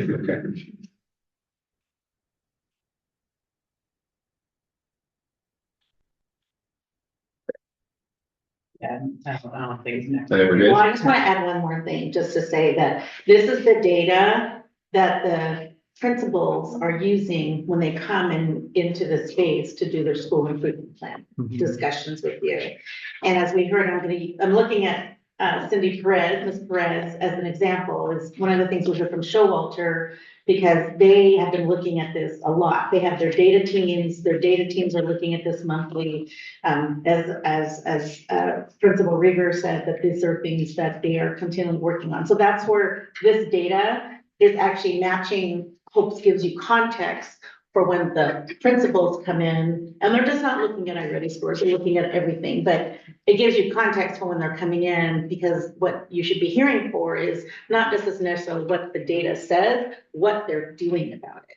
What is the shifts or actions that the school teams are doing based on the data? That's the connection when those school improvement planning mid-year checkpoints come in, because we have 2 more to do. So just want to make sure for the board, like just listening for those pieces. How are they analyzing the data? How are those educators working with the data? And how are they pivoting or shifting some of their practices, or what are they learning about, or how are they changing strategies, or what is the school doing in response to the data that they see? That's the big thing for the board to focus on when the schools come in front of you. Well, thanks for laying that out for them. Anything else before we move on? Okay, early warning indicators. Oh, it's gonna be. Yeah. Like Aiden said, It's too easy. Yeah. Someone lock the doors. So we did have a few questions on this one. Everyone felt like they were answered. Well, yeah, so as I always do, I ask, we've got to have trend data, and you show numbers like this, it's only meaningful if there's trends. So the good news is that, when you look at the trend data on most of the schools for most of the groups, it went down during COVID, which we knew, and now, and this is a nationwide issue, is starting to climb back up. Right. Yeah, but the good news is it's moving up because attendance is such a key. There's attendance programs going at the state level and so forth, because it's tough to provide instruction if the students aren't showing up. So, but all the attendance, particularly it's I think notable among several of the groups at Foster High School, which is high school is the toughest because we have the lowest attendance there. But Hispanic students moving up, and Asian students moving up, Black students kind of flattish, but white students moving up. So it's that's what I'm always looking for, is the trend. As long as we're kind of moving up, then things are looking good. And I mean, we talked about this before, particularly like the 9th grade on track, which is a Foster High School one, and that there's been some dramatic improvements in. And so that the 9th grade on track is when you're ninth grade, did you fail any class? And that's a huge predictor for the future, and it also can destroy your GPA if you start failing classes when you're a freshman. But and particularly in the group, Black students are starting to move up considerably. Hispanic students in the last year moved up considerably. So, and those are the two kind of groups we have district wide. So, some good news there. The third one is, the dual credit one, which is a little curious. It's kind of trended down a little bit. It's a little tricky because Foster High School is in this transition period, moving away from AP classes into college and high school, which is going to be better for students in the long run because they get more surety of getting actually college credit. So this may be a little bit of noise related to that shifting. But anyway, there's a number of good news signs in here, I think. Oh yeah, and when you look at the trends, it looks like we'll have more information at the end of March. So, anyone else have anything? I have some questions. Do you know, I don't know off the top of my head, but do you know how many AP courses are offered at Foster? Well, I did talk to Mr. Camacho about this recently. Oh, he's right there. One? I think it's AP Human Geo. One. So, You're in there. yeah, I think there being one AP class might explain there being a low percentage of Foster High School students enrolled in AP courses. Yeah. well, I was looking at the overall dual credit. Yeah. The dual credit is AP, it's Running Start, it's TPE, it's tech prep. I was just Yeah. trying to get some clarity since Yeah. on slide 19, it said one of the weaknesses was a low percentage of Foster High School students are enrolled in AP courses. And if there's one course, I don't think that should be a weakness. Yeah. Well, and also intentionality Yeah. matters. So, Foster High School is actually adding college and the high school courses next year. Yeah. Yeah. I had another question, but I've heard some word that there may be getting rid of English 3 and having all juniors take college and high school English 101. Yeah. So Is that true? Yeah, I think so. I said, yeah, I believe that's true. Yeah. Yeah, that sounds scary. Well, I think that's also something that probably we have to get some more. I don't know if that's finalized yet. I think that'll be for 26, 27. But I know there's actually having more. Is it finalized? That's what's on all the The sign up stuff Okay. for classes. And what are the concerns of scary? I mean, from talking to teachers that teach, like the freshmen all honors classes in English, I worry about the distinction between honors and college level being removed by putting students that would normally be in gen ed, putting them into a more advanced class, and then the teachers that instead, I know because it's happened that some teachers that are teaching freshman honors, they can't move at an honors rate.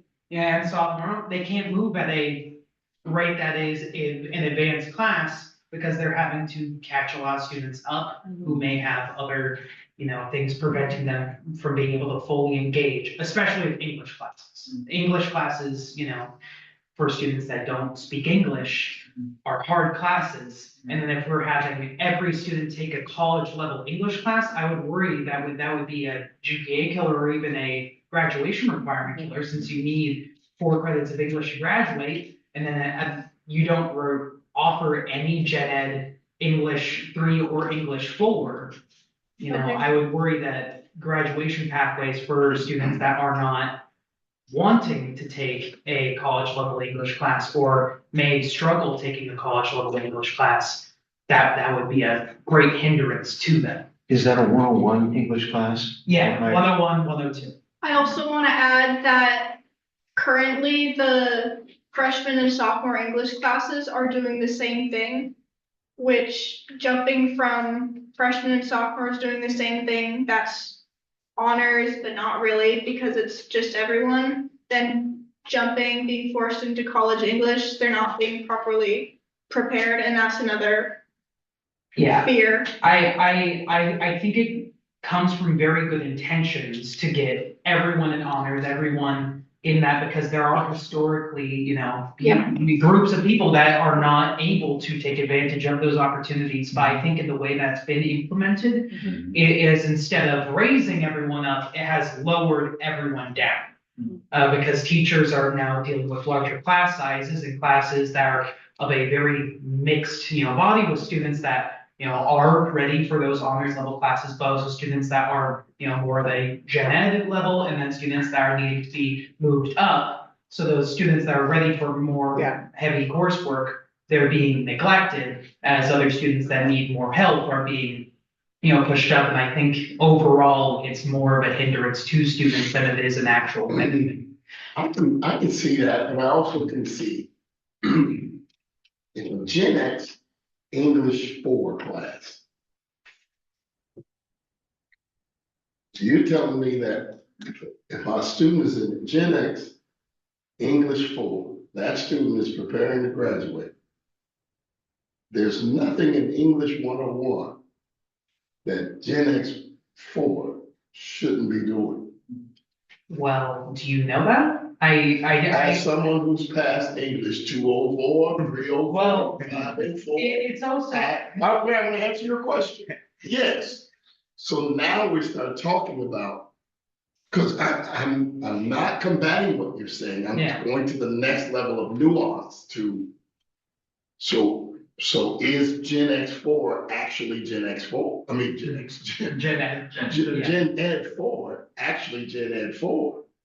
Because if I'm a senior in my 4th credit of English. Yeah, but that's why there was also Bridge to College English. No. we're talking about general ed. Well. So my general ed English credit as a graduating senior, portrait of a graduate. Yeah. What is the expectation of that capacity of a person that's passing the 4th year of English in the general education English?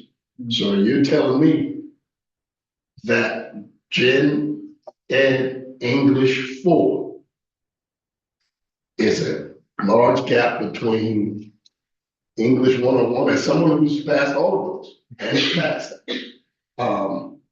I think, because I'm not saying what you're saying is not applicable, but I think you've got to be further downstream. Yeah, but it's. So why is that person in English 4, and where are the gaps in English 4 that show up in comparative contrast to 101 and 102 that weren't addressed in 1, 2, or 3? Because Gen X English 4, Gen X, help me somebody. I'm not trying to, baby boomer English 1. When you're talking about what should be the student's takeaway, because general education English 4 is walking out the door with English. Yeah. So a student walking out the door, whether that student's native tongue was English, Spanish, Portuguese, or whatever, if that student's walking out the door with the general education English 4, that means that student's got all those credits. You're telling me that person can't write an essay paper? You're telling me that person, because English 102 is English 101 with writing emphasis. So if you're, and I hear you saying yes, then I think we got to be further downstream. The problem is the comparative of the bar being set high, people not reaching. There's some gaps we haven't addressed. And it shows up before general education English board. I just want to emphasize about the MLO piece, right? There's a lot of kids that I'm wondering, what do the teachers need to support our MLL students? Because I will say we just recently did a huge walkthrough of all of our classes in the high school and middle school. And the learning, I'm going to state it right here, the learning was that MLL students aren't given opportunities to really conversely engage in the work. So I'm wondering, I'm not talking about the lowest level, I'm talking about even kids who are higher level. So I wonder, what do the teachers need to build their capacity to really work with all of our students differently? So I think it's yes, yes, and yes. That's what, because I'm gonna circle back. I think it's all. I would argue that MLL students have more intentionality and resources to bridge that gap. I would argue the point that you're making is that there's more native English speaking students who are not doing well in general ed, English 1, 2, college, and high school, or honors. And so now the multi-Slavic isn't the challenge. What there are other challenges. I mean, I work with students. I had a student that got a 3.8 in French, but a D in English, and he speaks English. Like there's something there. So I'm just saying there's more nuances than just because English is Cambodia is my native tongue doesn't mean I can't read. I just don't read English. So I do know, the only thing I'm gonna say on this topic is, so this is surfacing something in addition that's different, right? Foster High School is slated to come up for a school improvement report coming up. And so I'll just make sure that we add this topic, right, to the master schedule, which is really, having that I conversation. have a lot of problems with the master schedule. But A lot. well, let me talk about this with the team who's done the work, who's working with the teachers. And it might be that there's some learning we have to do too, because we have a teacher here. I just want to say that the leadership team's having conversations, right? You guys are probably talking about all of these things because you're on the leadership team, correct? Are you not on the leadership team anymore? But let's have the leadership team. I know you were the first year I was here. I just asked the question and he's not. Yeah. So let's have the leaders come in and maybe bring in members of the leadership team to sort of address this master schedule conversation. Okay. I'm supporting what you're saying. I don't want you to think I was pushing back. I'm saying there's layered nuances that may not be what we're talking about. It may be different than what we're talking about. I don't have numbers in front of me, and I'm just saying what the experience is. Yeah, I can dig it. You know, I'm just saying, there's more to it. Yeah, of course. Oh, yeah, and speaking as an alumni that did take those AP classes and also dropped out because I wasn't up to that level yet, you know, there are options, there are things that have been in place. So again, that jump from sophomore year to all of a sudden at an English 101 class, it can be intimidating, especially when you're a student that's like, I'm just trying to figure out high school. 100%. Everyone's in that position. Yes. Yeah. Did you say you had some points on this? I have a lot to say about this. Maybe we can. Oh, I'm here for it. I'm up here. Come on. We want you to have your voice as student reps. One main thing, similar to what Aiden was saying, is, and what you were saying, currently the sophomore English curriculum, I guess, whatever we're doing right now, I don't feel like I'm being prepared for the next year. And I didn't feel like I was being prepared last year in English because we're doing the exact same things we've been doing for 2 years, and the freshman class is doing the same thing, which doesn't make a lot of sense to me because my class was doing whatever we were doing last year, and then we just did it again this year, and then the freshmen joined and are also doing it, which does not make sense for improving as my class. So it's really scary to be going from not enough challenge in my English class, or not enough challenge, not enough learning new things. Diverse curriculum. Yeah. Oh, rigorous. It's not hard, it's all tedious, and I do think that it's not really honors if it's all one thing. So going from not really honors to college and high school without getting a choice, because I personally am not good at English and would not choose college and high school English for my next year, for my junior year, because I don't want to, and I don't have a need to. So I'm not being challenged enough, but I'm also not being challenged enough, and then I'm gonna go into being too challenged without any support or previous knowledge that will help me get to the right level, which I don't think I'm at, or my whole grade is not at that level. Cause I'm not great at English, but I'm still one of the people in my specific class period, not my whole grade. But I'm still one of the highest performing students there, and that's concerning. But also with what Dr. Pedroza said about the ML students, in my specific class, I have two teachers, Mr. Adam and Ms. Newton, and Ms. Newton takes a few of the ML students to her classroom and teaches them separately on some days, and then sometimes they're just in the regular class doing regular things. And from what I've seen, it's working really well. One of my friends was in that and she is doing great. So that's what I see with the ML students, and I see it working. That's good. That's all I have right now. Aiden, I saw you raise. Yeah, I want to add on to what Arden was saying, but I'd say in like my 4 years at Foster, I've seen a kind of this growing moving away from student choice, honestly, when it comes to classes. Because I mean, I remember when it was my freshman year, we had so many different options of what we wanted to do and so many different choices. And now I see, incoming grades, their choices they're reduced every single year. I mean, I remember, in just terms of the English, we went from having a lot of different options for English, and now it's one pathway the entirety of your high school career.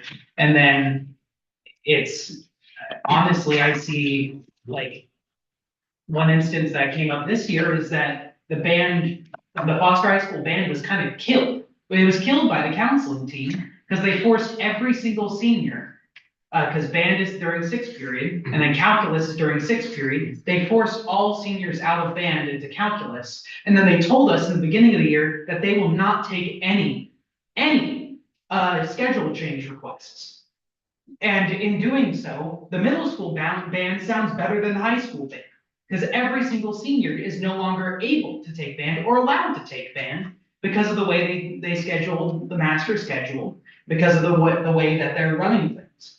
And it's disturbing, and it's sad. I know a lot of seniors that want to get into a career in music, and they're not able to pursue that in their senior year of high school because of the decisions that have been made by the people that control the master schedule and then control, schedule change requests. It's upsetting. Well, I made sure I emailed the principal to make sure that they include the master schedule and the decisions and the next steps in the presentation moving forward, okay? I've done that. Maybe you guys can have a conversation too before. Yeah. It's always great to meet one-to-one and kind of hear the rationale and the concerns. Maybe you guys can set up a meeting. I'm happy to also facilitate that if you'd like. I appreciate you guys' passion on that. Did we have any other points that you wanted to make before moving to the next item? One quick question, Scott, is there still a rewarding process for the regular attendance for students like end of the year? I'm sorry. Could you say it again? I'm saying besides like bragging rights for a student who, didn't miss a day of school, is there some other form of promoting students to kind of push and attend? Yeah. Right. Schools, I think, individually come up with their own incentive plan because they do have attendance teams at the schools. They might call it different names, but they look at on a regular basis which students maybe are absent the most and looking at why connecting with the family early on rather than waiting too late and doing some kind of a incentive. It can be different, by the grade level. For the low ones, it looks very different than older ones, but some kind of encouragement incentive for high attendance. I can answer that for Foster. Do they still give out the perfect attendance awards? I believe they do. But when it comes to incentives, the attendance team at Foster has just asked ASB on what we think of different incentives to be given out, and they've been planning some sort of like during school kind of like carnival kind of thing. I don't even know. It's for students that have, improved their attendance over a certain period of time, and celebrating that with prizes and games and things like that Upgrade. during the school day. Yeah. I like that. What they're asking you though, you Yeah, gotta no, make the they- students what would be meaningful, Yeah. because there's no point in getting an award if it's not meaningful. Right. Exactly. There's just no point. Of course, the best way of improving attendance is to have engaging instruction. So I encourage you guys to keep bringing up those issues because you can't, it's important to, if they get buried, then we can't solve them, but, they aren't easy. Well, what you're bringing up are not easy issues, and I think a lot of it can be tied into the funding, since the pressures are big enough. 100%. But you need to be, keep reading them up, because then we can start thinking about it, figuring out answers. Perfect. Well, if we don't have any more points, we can move on to our monthly financial report. Thanks so much, Scott. You're gonna get that just right.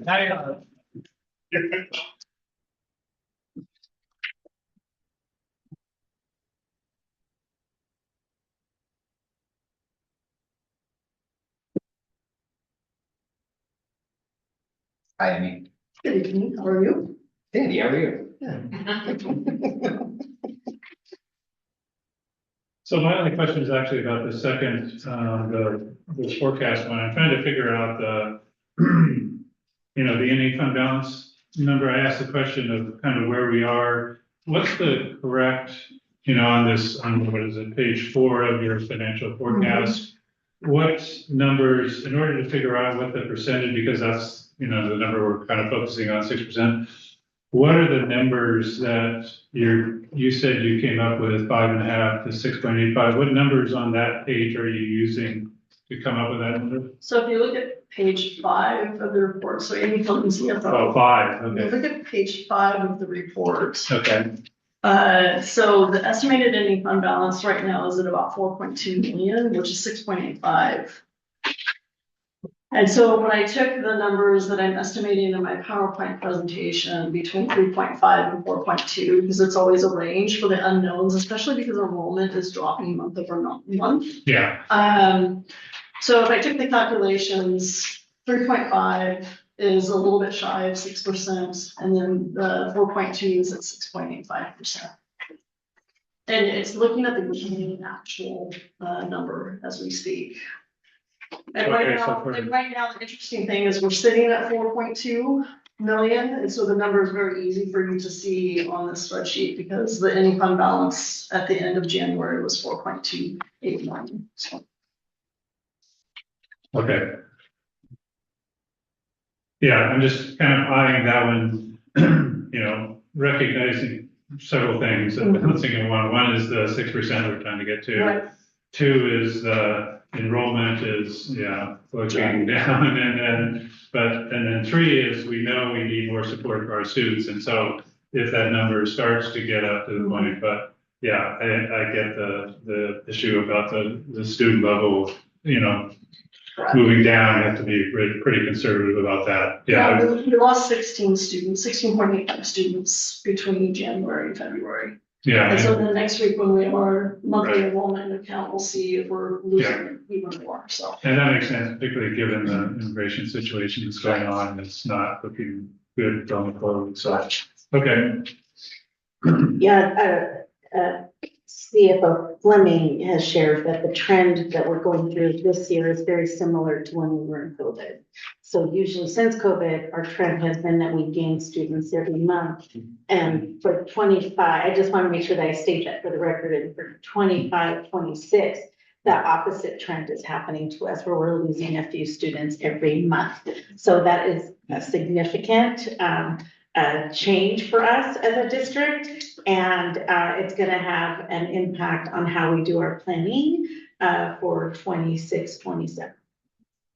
And it was interesting when we were down in Olympia, Representative Rupert threw out this number of 10 points. Well, you guys have a 10% fund balance, and I think that at some point or other, maybe after April or something, he pulls a number in. We need to do some educating about, what's the problem with you guys?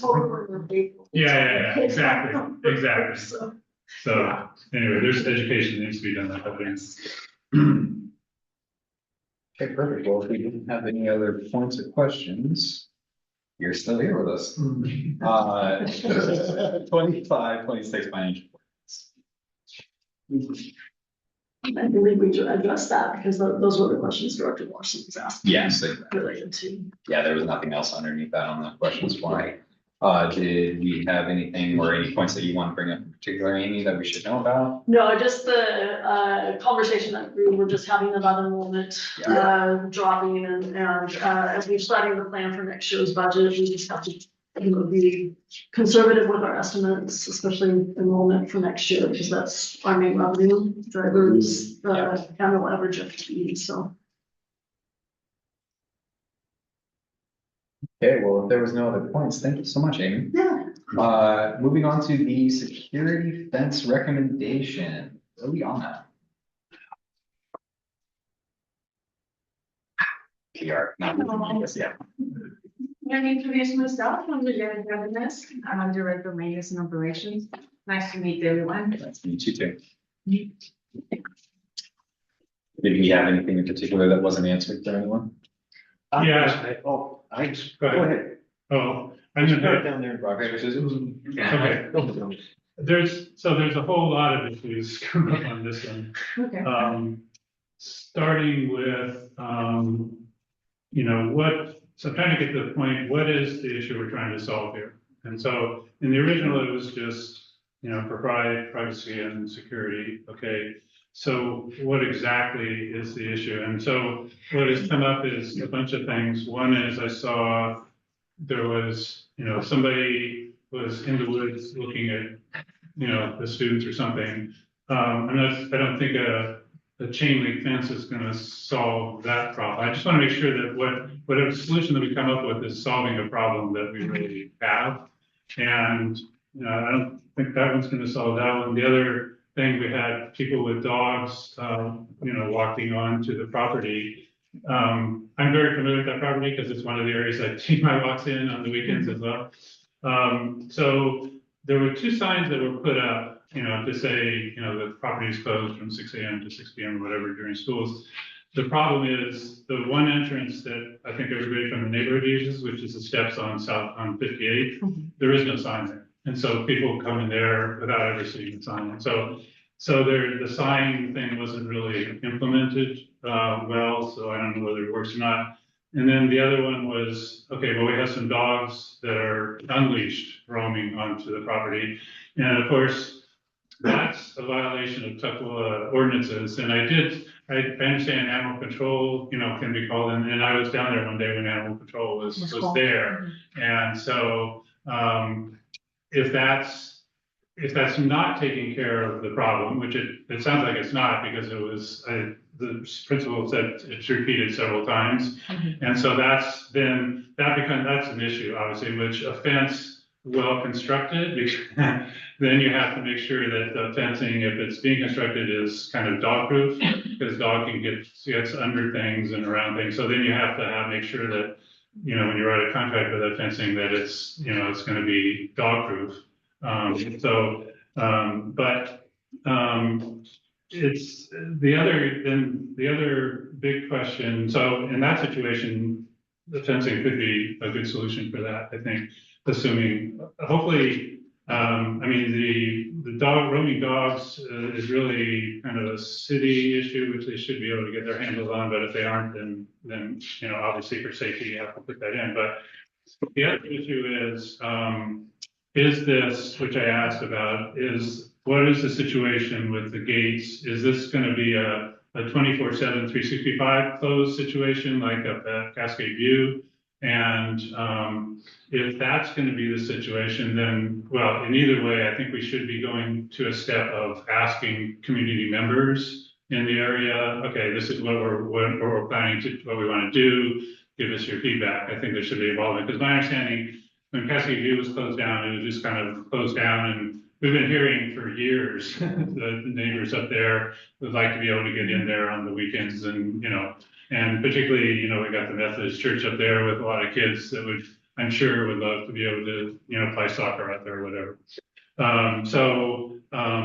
I think, so the first thing is, I think we need to, if we need to clarify what the gate opening situation is, what the schedule for that is. And then once we have that, then go to the community, say, here's what we're planning to do. And then, provide them some opportunity to provide input on that. And that's just, I think it's just being a good community member if we're going to take something out of circulation like that, then, I mean, and if it's going to be accessible, I don't have any problem with locking it up during school hours. That makes perfect sense. But, beyond that, then I think we need to have some conversation with the community about that.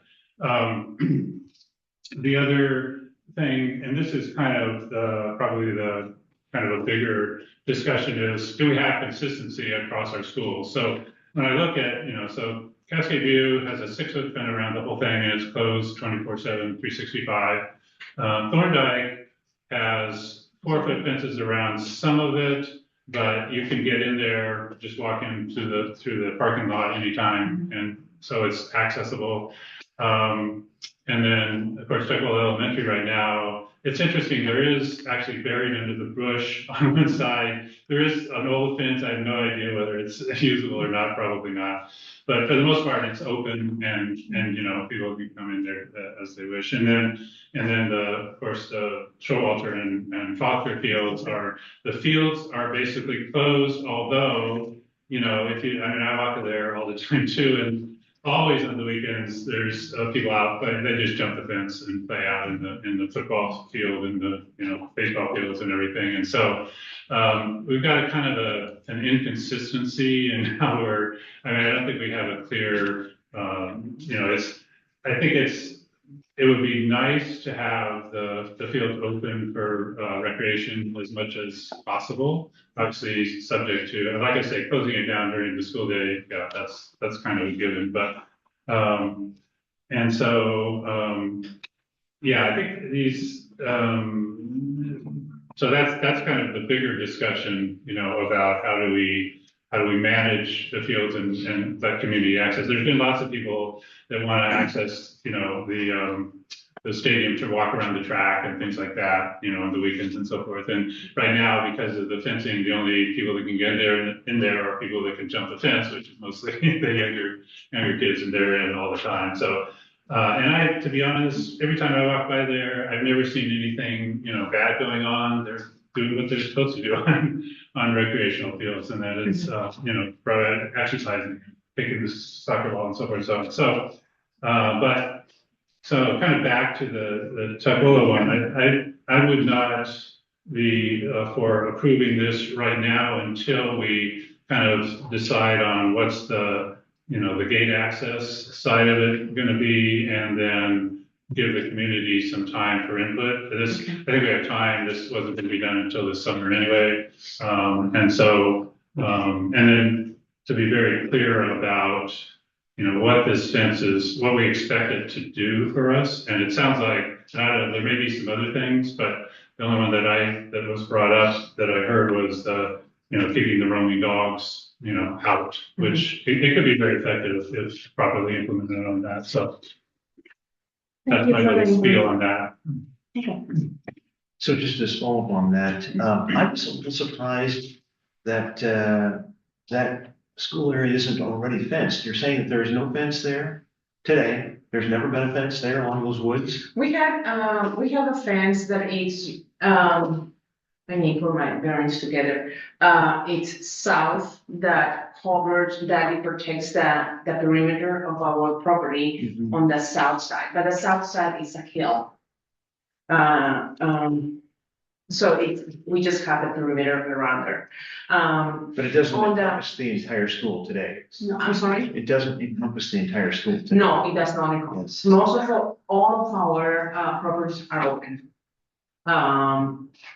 The high school, the middle school, Thorndike, the only one that we enclosed was Cascade View Elementary, as Dr. Larson said, Director Larson said, because of the amount of transients that we have in that area.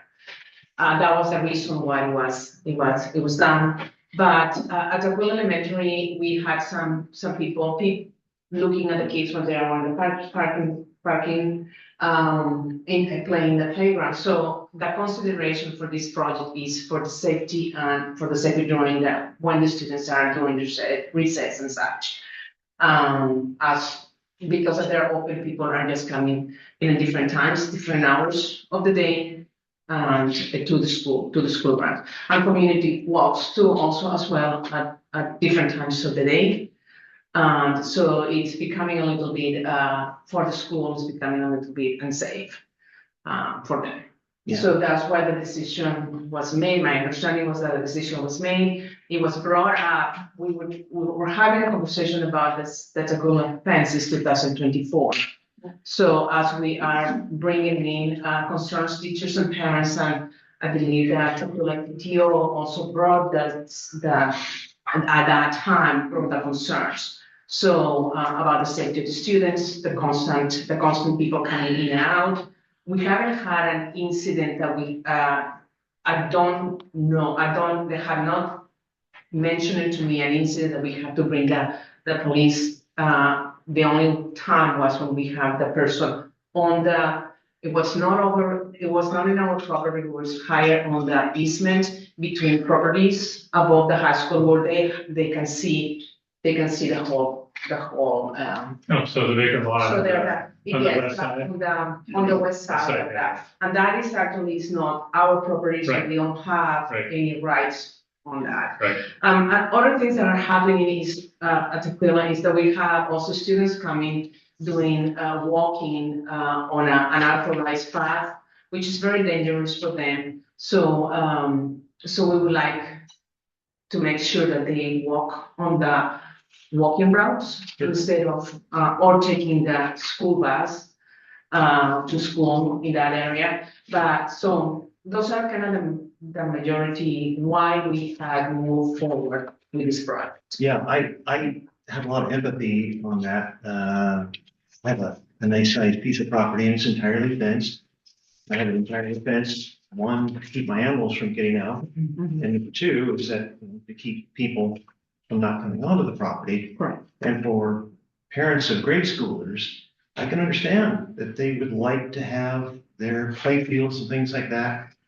With the fence around, so I totally understand, Director Larson, what you're saying, and I understand very clearly what's going on up there at Cascade, but I think that it would be nice to check with the neighborhood to see what they think. It'd be nice to see what the police department as well as the fire department thinks about it as well too. We can make the connections on that. I can communicate with the fire department and the police department too as well, to get their input.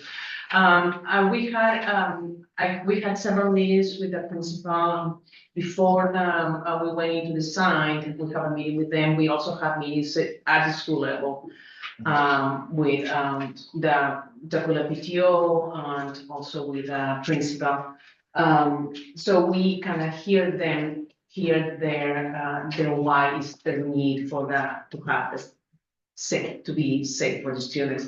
We also we wanted to put the design forward as we're having a design and have the contractor ready so we can start the conversations with we had asked the principal to have conversations with the neighbors. We are actually planning to have communications to them and involve the communication department with that. We also have to provide information also on the hours, and it's a decision that the school needs to make on that part, when the gates are gonna be open, when the gates are gonna be closed. So that's a decision that I cannot make, but that school has to make that decision, where I'm presenting them the product to them. So again, jumping back to the actual, I asked the question about how long the fence would last. Oh. Is this what's called gauge 9 fencing, gauge 10 fencing, the thickness of the wire? Because typically I would think it would last longer than 30 years. Yeah, it lasts around 30 years, That's all. depending on how much, it's abused. If Sure. the fence is Yeah, abused, then it's yeah. gonna last. Because this is one of those things that it will get broken down. Trees are gonna fall over it. Yeah. Kids are gonna climb on, it, gonna break it. Correct. Someone's gonna take wire cutters and cut through it. This is a new maintenance thing that we're gonna have to constantly be paying to keep up. Yes. forever. I That's still think I still agree that it's a necessity, but this is something that we're gonna have to budget for forever. That's you're completely 100% correct in your assessment. We will have to budget for, because, we usually have a budget for specific prevention reasons. Right. So we do have, instances that we have to replace, people come in and cut fences. Right and left, we have to replace those. We have to replace a tree the other day at the transportation department where the fence came down.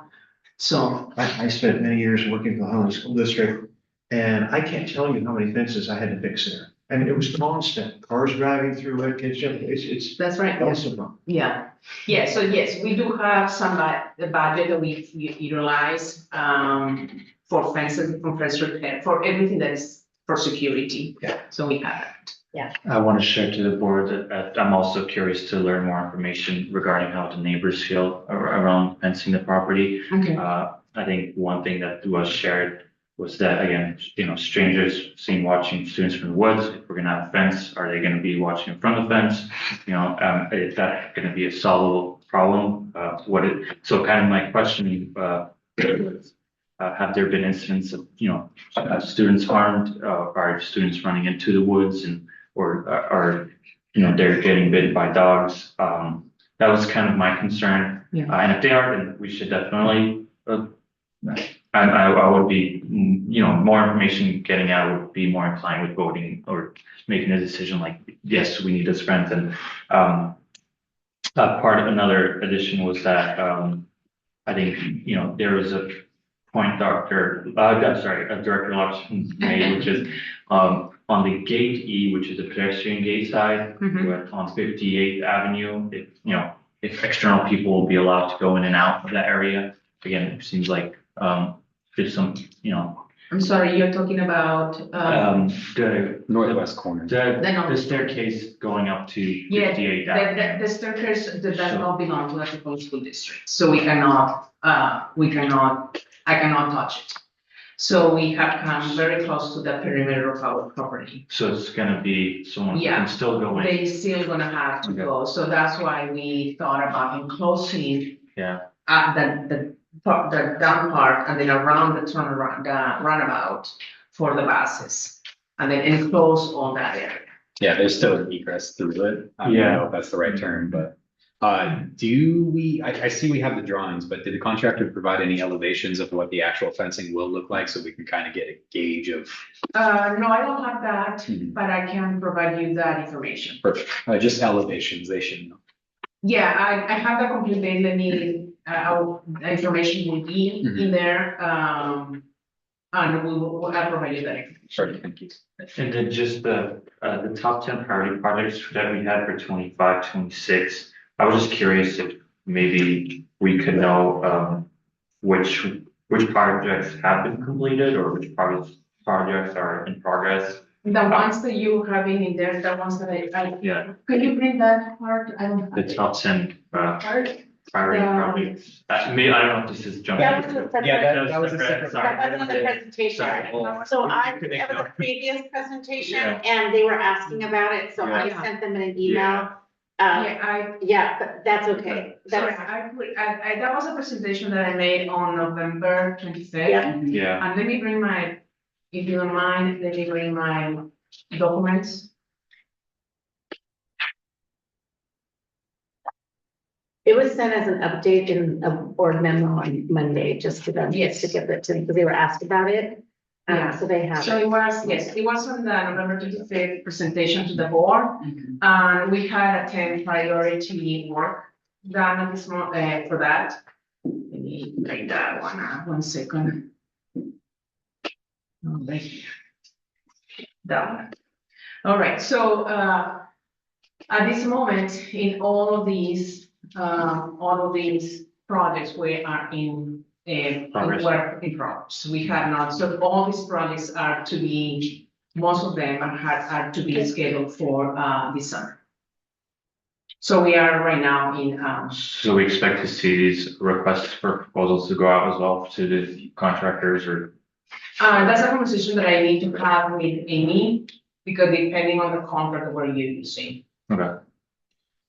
And the reason why you also have the fence, because we went for, a bid, and it was put in the newspaper and such, so it was a formal bid.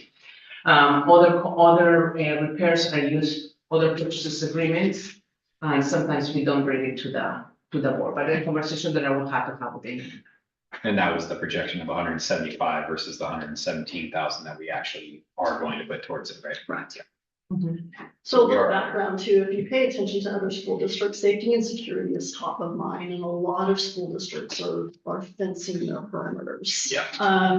Because of security reasons and, just the risks, especially at the elementary age, so I'm just Yeah. throwing that No, out I there as agree. well. I 100% agree as far as safety and But priority. if I look at other school districts, they're doing major capital projects as well with, fencing their perimeters. It's risk and liability. It's liability. And as well. liability, right? Yeah. And I will just want to state, this started in 2024, it was through our parents. I'm pointing to you two right here, the Eastmans who are sitting here. Just so happens they're here again, they're here every night, actually, every month. They came, with a concern about safety. And that's why we started with the PTO and to do the research, find out what's actually going on, what's perception, what's happening. I just want to share, and then actually, former board director, Simpson was asking us pretty regularly to where we are, what's the status of this? And so, that was a constant conversation last year, I think every month. And then, we decided to pursue a proposal, based on those conversations with the PTO, with the parents, with the principal, and see where we go from there, because it did come up as a concern. So, but it's not just safety, it's liability, it's all of those pieces. And so, and I will say this as a parent who's been a parent of elementary children, perception and optics as well, right? Like sometimes it doesn't solve the problem, but It's a deterrent. but right, but it is a deterrent. Like we talk about SROs, right? Sometimes those things other people think twice about doing things when there is a barrier there. So I just think that was a concern. They've had some safety issues in their buildings over time. Luckily, they haven't had them in a while, but it was from the parent group. So I just wanted to share how this started and where we are. So this is addressing not just previous board actions, but actions that we have already told parents that we are following through. So there has been quite a bit of reach out. Yes. Yeah, so that's why we were moving forward with the project, so. And it was since 2024 that we're planning these, I just finished with the design, and then that's when we went to contract and go for bids for contractor. But the community input piece is, because it does affect our neighbors. I mean, Yeah. it's a change for them, so we have to do the input conversation. And that access to 58th Street is pretty well open, so that, do we have the ability to Right. have these spaces? I hope it's something to talk about. So we talk about property all the time lately. Who knew I was gonna become a superintendent and talk about properties all the time? I don't know. That's not in the 101 handbook, but okay. No, and again, that can open it up to private events and everything else where we kind of recoup a little bit of the costs on that. So, just to clarify, before we get to that part of the agenda, all we are doing is approving the resolution 973 for just the appointment, or are we pushing through for actually approving their building?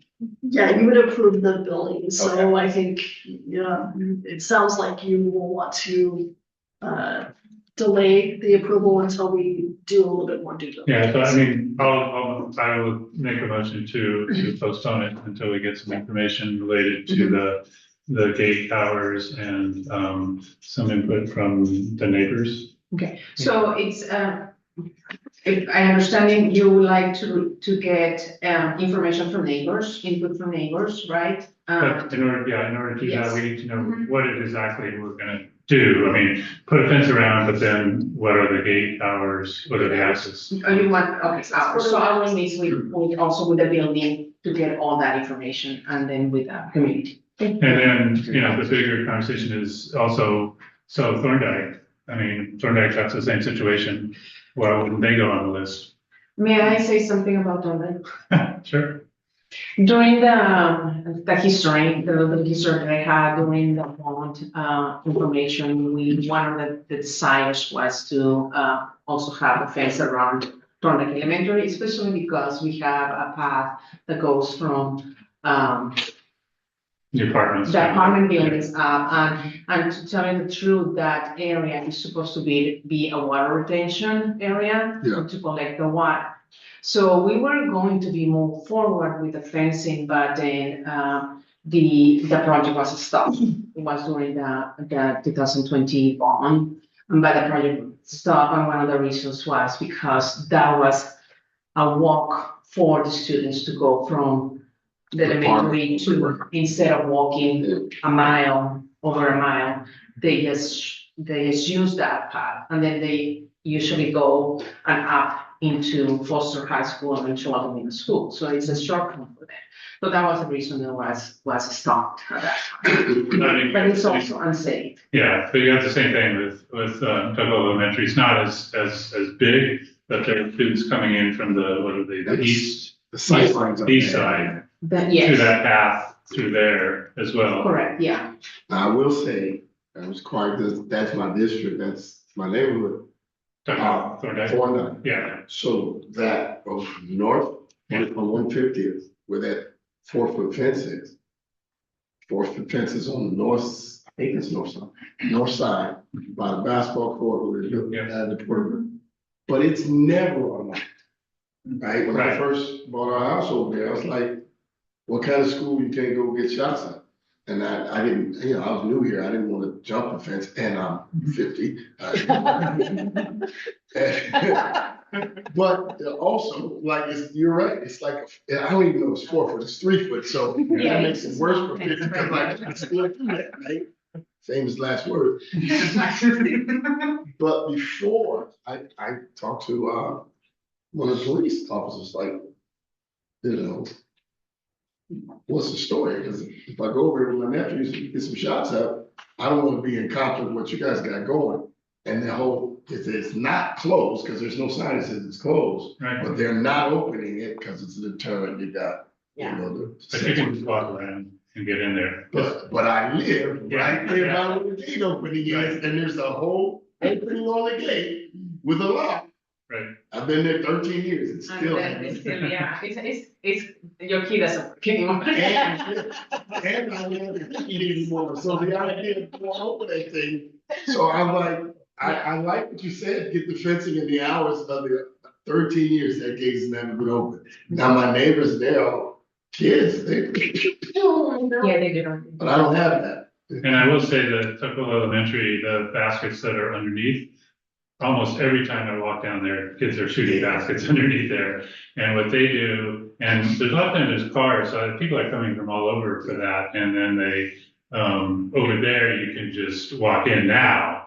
If there's a fence there, then they end up either, jumping the fence, or that's why the skate hours is important. So that's why I think you said that. We don't have that at Thorndike, but my question becomes, if school's out at 3, who's opening the gate? Right, and that's why I'm kind of didn't want to go to hours, Yeah. because then we'll have to have conversation with our neighbors. Somebody's gotta open it, somebody and close it, somebody. So. That's why I that's say no, private events. Yes. So Director, I just want, for my notes here, I just want to go back. Now, we do have the police department and the fire department are okay with this one. No, I haven't had a Okay. conversation, I Haven't haven't had had that a conversation. conversation, Well, I'm I've not had it sure as if well. the principal had a conversation, probably she may had a conversation with them. I just came in as a design, this is what we're doing, and then, yeah. So when you So brought those back, I'll have those conversations, answers as well too. I'm sorry, When you come back with this, you'll have those answers as well. I you just want to make like, sure they have so, their eyes. okay, let me understand, so you will like information on what the police officers feel about the fence, or? I'd just like to have them, through the security, group that you meet with, at least if they put their eyes on it and be able to or you make a comment on it. They might Okay. say, this is the greatest thing ever. They might say, hey, here's a little change we'd like to see. I don't want to slow this down, but it would really be nice to, we were just talking about the need to coordinate with the city and what more, or what organization is there more importance than to coordinate with the police department and the fire department? Okay, so I have 3 tasks to do. So Liliana, right? but you know, it's Get out. actually on Copcat. Yeah. So So that's that- what I was yeah. thinking about, asking, I was waiting. to go to one of those Yeah, meetings. that'd be very, very technical. Okay, yeah, so I can coordinate. So I have to do is I need information from the community, the gate hours, and then also information about the police and fire department. And then we need to add labor conversation as Labor, well. that's There is a labor conversation, because if we're gonna have a conversation about gate hours, one of the things we're working about really hard is consistency and alignment. And so I want to make sure that if we do that, we have to have the labor, I'm pointing to you now, because we have to make sure that That the task is, if we're opening. if we're opening it up, then we have to make sure we have our laborers agree with what we're doing and all of those pieces, so. And then if we could also throw the elevations for other. Oh, I'm sorry, yes, that's right. Innovations, yeah. Ms. Liliana, I appreciate you sharing and taking the action that. I don't want that to be like a barrier to us getting, don't let it. Yeah, don't let our comments get in the way of, hey, let's get the information needed so we can approve the proposal or deny it. But I don't like, we don't need the police and fire department approval to No. do it. No. There you put, yeah, right. Maybe you should put the gate on this side as opposed to that side. Maybe there's police activity out there that we aren't aware of, Yeah, right? but Because if it's- there's all for 70,000 on the 117, then you Yeah. get. Yeah. But I don't want writing checks. I don't want to make their jobs harder. Those that are looking out for the safety. Well, Yeah, but the it entire- usually makes it easier. Well, no, of course not. I'm just speaking about the police department, the fire department. I think it'd be just nice to get their eye on it so they could say, yeah, we think this is a great idea. We like the layout you've done. Or here's my suggestion. Kind of throw out a suggestion, so in the city, when there's some big development or something, or some change in develop project, they'll put a sign up, so that people that are walking by that. So this would be a great opportunity to put a sign at the people walk in to just see, this is what we're planning to do, and then some way that they can provide comment. That's what I was saying. That's a great idea. How are we gonna get the Yeah, I got, community input? And I don't want that to be super more work for you, but there's mechanisms to. that's a great idea, because they're gonna ask the architect to put, when they do that, they put signs, so they know how to do And that. then if Ms. Burdo can have an email or something to just collect that information, and then we have it. Okay. Okay, so I think we've covered this. It's getting a little late. I see everyone's kind of. Thank you. I appreciate your time so much, and thank you for breaking that down for us. Thank you, Lily. Let's head into our communications update with, Easiest. I know.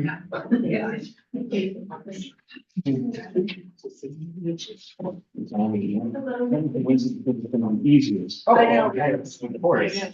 But we're all getting to know each other. We'll get better at it. Thank you for your patience. Did we have any questions in particular on this next point, or? Yes. I guess my only, the question, so the question about, how do we publicize better some of our extracurricular, whether it's athletics or the drama group or whatever?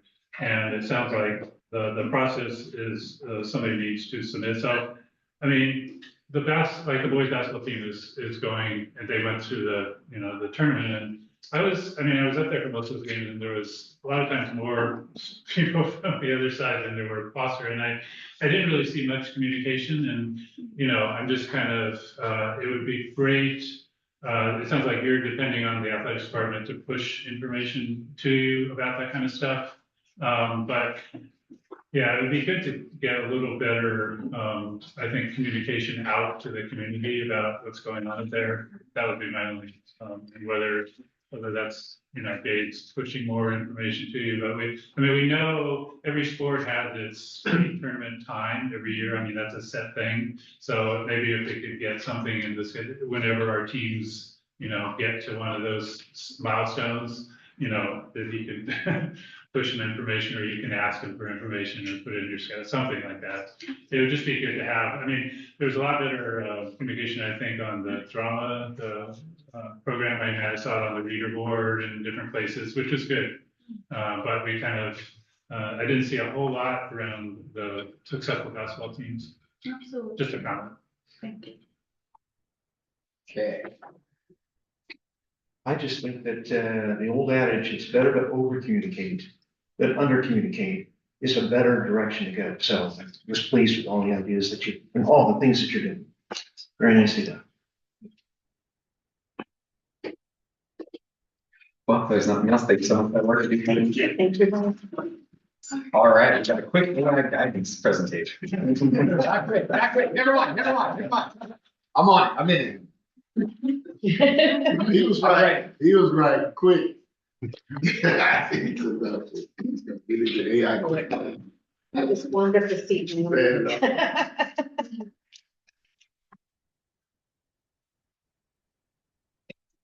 So here we have our AI board report. My name is Naomi Berto, Director of Communications Equity and Engagement. I use she, her pronouns. Darren Hayes, I'm the instructional technology specialist, teacher, I'm a specialist. Good evening, Aaron Dragana, HR, Labor Relations Technology Services, he, him pronouns.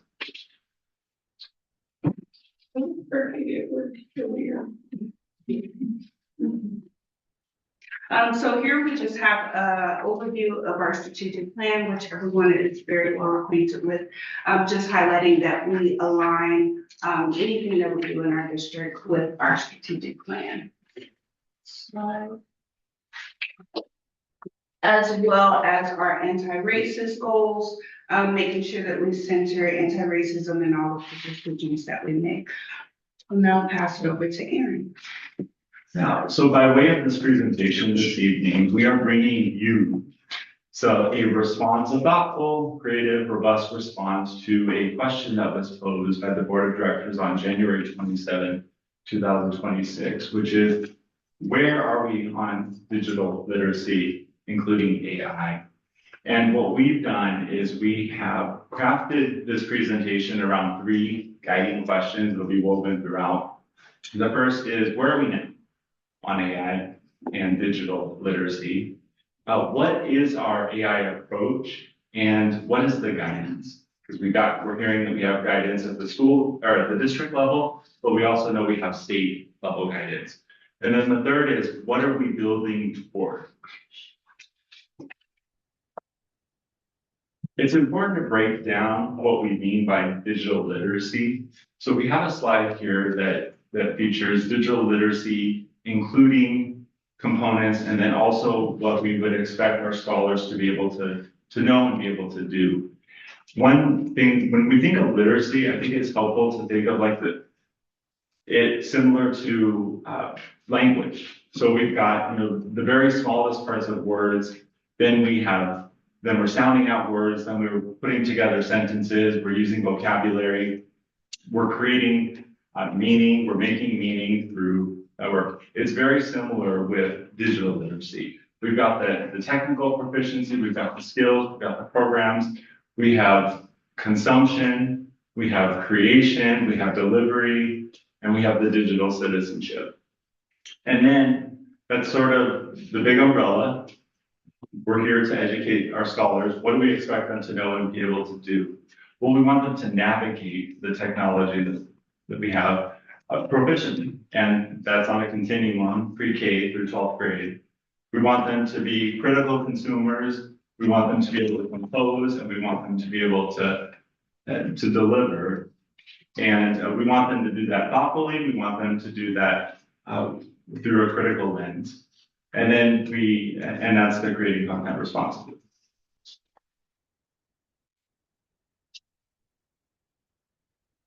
We have a policy, policy 2023, which talks about, breaks down the digital citizenship. And I think here, the highlight is that it really emphasizes what is responsible use. And it breaks out media literacy as the ability to, analyze mass media so that you can determine if it's accurate and if it's credible. That's what we're aiming for our scholars to do it. We want them to do it safely. And then we do have current AI guidance. It's posted on our website. It's based on guidance from Washington State from OSTI 2023. And I think the highlight for this is that there is visibility on the staff expectations. What do we expect our staff to do as they interact with digital literacy, with artificial intelligence? The human oversight model, I think that's really critical. It's very present in our policy, it's in our guidance. The state insists on it. And then we have privacy protections. And again, we're bringing it back to, this isn't something that we're creating, it's based on the state's guidance. Then our team has consumed that and crafted the guidance that we have in Tukwila. This is a highlight from the state guidance is this second bullet, which is the human AI human model. It means that there's human input, there's AI processing and output, and then there's human engagement to reflect and respond to that. And then there's three directions that you can go. You're a consumer of information, you are a creator of information, and you distribute information. And we do that, and that's done with an equity focus, and that's present in our guidance as well and in the state guidance.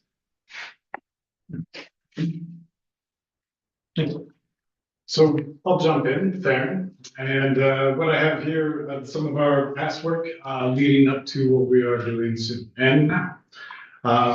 With that, some of the work we have is around starting with making sense of it. Digital tools have not been new, but we've been using them for a number of years, as well as now generative AI has been around for a couple of years, but it's become a very loud presence, whether it be in the commercial features that you're seeing, whether it be in tools that we're using on a regular basis, but now having a widget. These pieces are just becoming more and more in our face. So we are making sense of what is in front of us. This work started a couple of years ago with 2023. Thank you, ChatGPT. And then presenting that with some of our leaders in our district at that point. Began experimenting and trials, what it looks like, what it can do, what it doesn't do with a number of our teachers. And having some of our teacher leaders take a look, which caused us then to use a process that we had in place already for reviewing educational technology tools. I'm considering a number of things with that, and I'll come back to the educational review, educational tool review in just a wee bit here. It also had some different ways we were piloting, trying it on, see what it did, what it didn't do. Really keeping a small focus on the pilot idea to watch for what is the impact, the good and not. Right. Next slide, please. Such a fun transition here. Here to look down to look up, because otherwise I don't know which one to go looking at. Words to get to there. This is a slide that has more words on it and thoughts and connections around what we are actually doing with it. So in recent times, including this morning, there's implementation and use of artificial intelligence, generative AI. It's a real key part of that there. The tools that we have access to, we are leveraging on helping our plans, looking at some of the different instructional uses for our planning part of that. To be able to redundant there, sorry. What that looks like with teachers is they're looking at pieces of their lessons with an AI partner at different times. It also is helping teachers too. Some of the ways that they're using AI is helping to try and define different ways to personalize the learning for students. And as well as, yes, can you please help this email sound less frustrated and more professional? Sort of ideas. right? Now, all of this is around having those guardrails in place first. So leveraging the tools that have been considered, gone through that review process. If you go to the next slide. Take a look at my notes. The work that I'm doing specific. My sister would tease me here, it's not about you, Theron, but with that in mind, the things that I'm doing to help and support our staff using my instructional technology role, I'm meeting with our different buildings, specifically Foster and Showalter. I've spent a little bit of time there, connecting to a number of different leadership groups there at Foster, as well as the staff at Showalter in some meetings. This has gone over a couple different years. What has happened there is getting time on introduction to what the tool does, how it may be of help in the planning and preparation of lessons, how it potentially could be used as well as digging in with particular teachers. Teachers have reached out and said, I wanted to try this on in class. How does this look? So I'm working more closely with them in one-on-one situations. As well as looking at how to help teachers to communicate clear guidance for classes, when to use AI, when not to use AI. OSPI's guidance has, I believe it's page 16 of their 37 some odd pages, has a nice view that makes sense to me. It kind of has a scale of like, here's how AI can be used or is not used. I'm also trying to find different ways to put that into more student-friendly language. Working specifically, I know our librarians have asked for some of that help, so I'm communicating with them and coming up with some different ideas to share. All right, next slide. I'm not going to read the terms of service and privacy policies in this meeting. I know. Honestly, just hearing me talk, I think does it just as well, but with words to get to. There is a process that we go through in reviewing. It isn't just willy-nilly, it isn't just Theron likes the colors on the website. It's an idea of looking at the terms and service privacy policies, going through a number of different reviews of that, as well as like using national groups, Student Data Privacy Consortium, to dig further in when it's new to me, but it's not new to others, and leverage some of that support. Finding the list, we do have a list. We have that listed in a couple different places. But naming names, like we have access to some of the tools that Google Gemini, Google's Notebook LM, Magic School AI, Colleague AI, School AI, Diffit, ChatGPT, and Microsoft's Copilot. These have been reviewed and considered with the lens for our at Tukwila instance.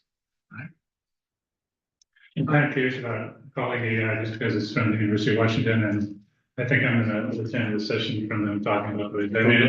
Can you talk a little bit about how we've actually, are we just kind of touched it, looked at it, or are we actually using it? And good question. Staff are using it quite consistently because this school year, Colleague AI went through a transition with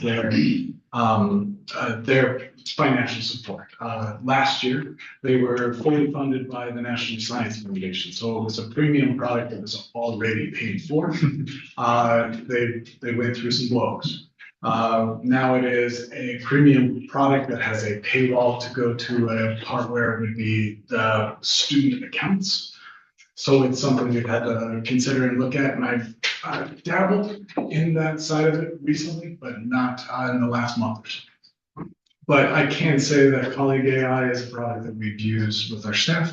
I know a number of staff that reach out and say, have you seen this? But when a new feature comes out, it's helping with lesson plans that they are getting some different scaffolds and ideas around. Scaffolds including like teachers creating a side-by-side text. Reference might be that they would have a text written in English, but have several languages translated to, but it would be same words across the way, even to choose key vocabulary words that are content words to stay in the same language with support words around is one of the ways I've seen Colleague AI use. So, yeah, it'd be an interesting one kind of tie into some of the questions that students had about, you know, how do you do a classroom with so many different levels? And yeah, this will be interesting. The pieces I've seen so far, I have appreciated the different that the newness of generative AI has brought. I have not seen any tech tool yet make any of the learning easy because learning isn't easy. No. But it has definitely been interesting to see what has been shifted because. So can I also ask, just to kind of get into the instructional goals, are we teaching the ethics side of with AIethics.org, specifically Merv Hickok, and kind of the things that not only are we tying into the diversity, equity, and inclusion, but also women in AI, all of the specific people that are targeting those ethics and how to properly implement AI in general? I don't know if that's a loaded question. That's a long. Yeah, I'm glad you're sitting down. I don't know if I have a solid answer that will go all the way into the depth with some of the questions around women in AI and such. Well, just in particular, are we aware of AI ethics? I have heard of the site, but I do not know it well. That's the only question I got. Thank you. Go ahead and go to the next one.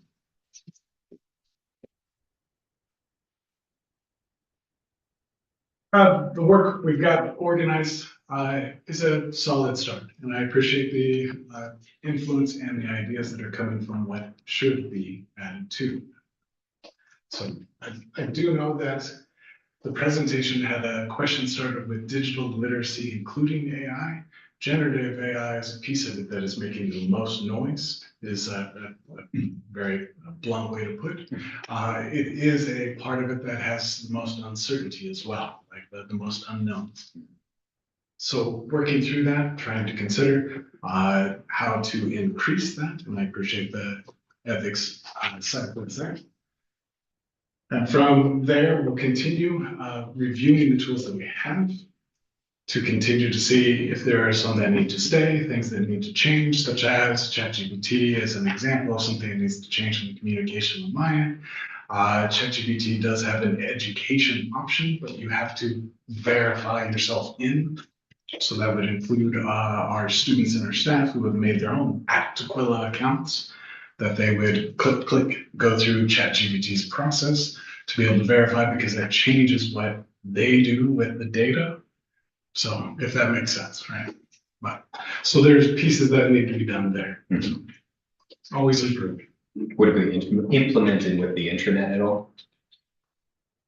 Like if we're using the Tukwila ID itself, would it be actually on our systems? No. Good. Thank you. Next. Thank you. All right, so now that we've set up pretty much the framework and what we are currently doing, now I kind of want to build out what the vision looks like for our system. So here we have our 5-year vision, 2026 and on.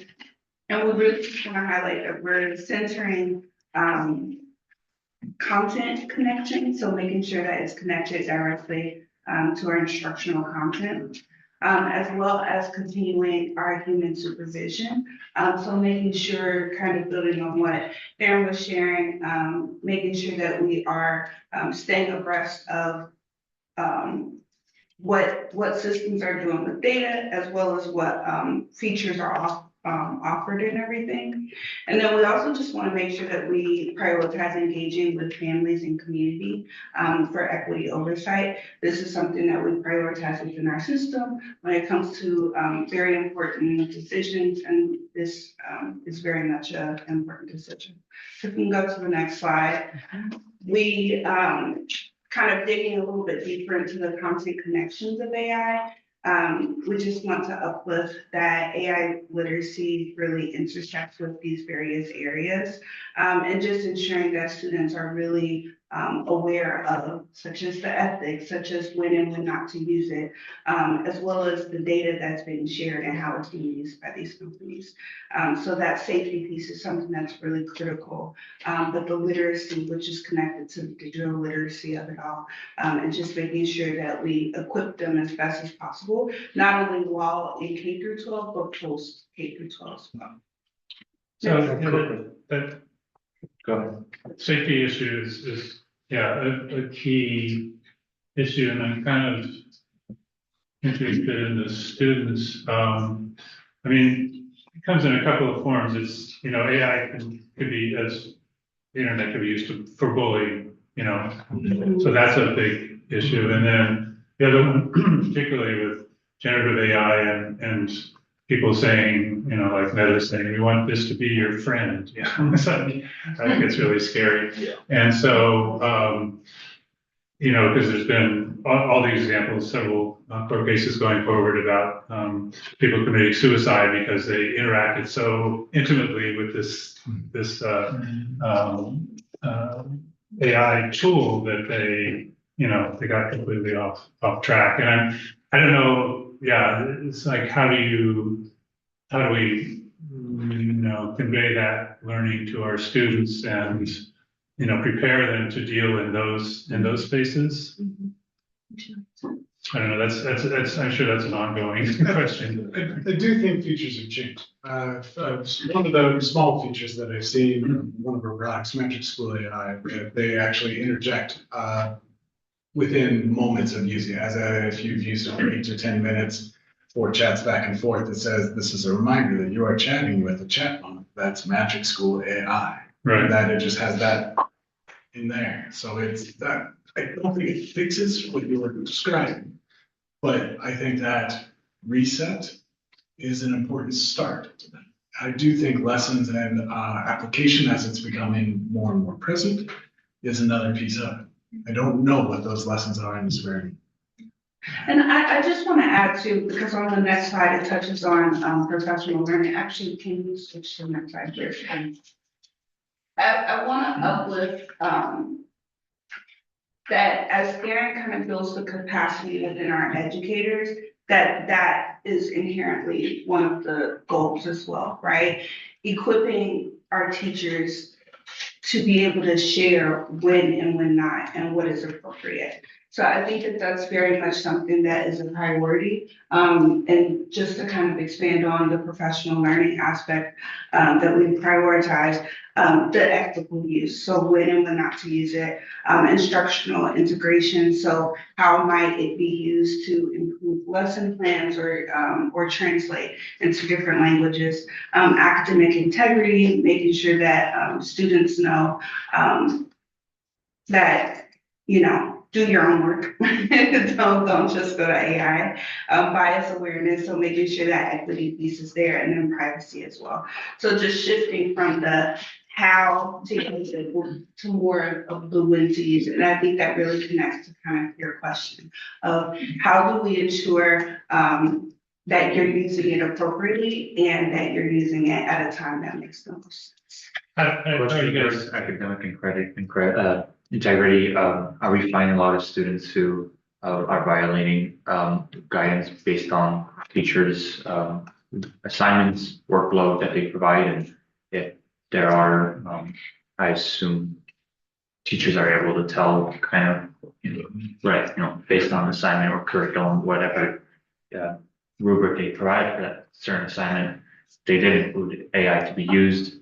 Or if they didn't, what are the scenarios that you guys come across, and when maybe someone says that they have a student that's definitely using AI when they should not? I'm just curious to hear. I don't know if I would say a lot. I do know a number of students, a lot of students are using generative, even if it's not necessarily like an account directly from us, that it's being used. Back to the academic integrity piece, what I think it goes back to is the second slide that we had on the screen, where it's starting with the here.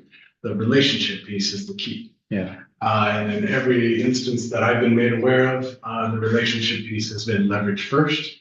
To lean in and say, well, it says here you were at a kindergarten level on your other reading test, but now it shows that you're at a 10th grade level. Google wins is really impressive or whatever. That's like the relationship piece is the key. Definitely. Thank you.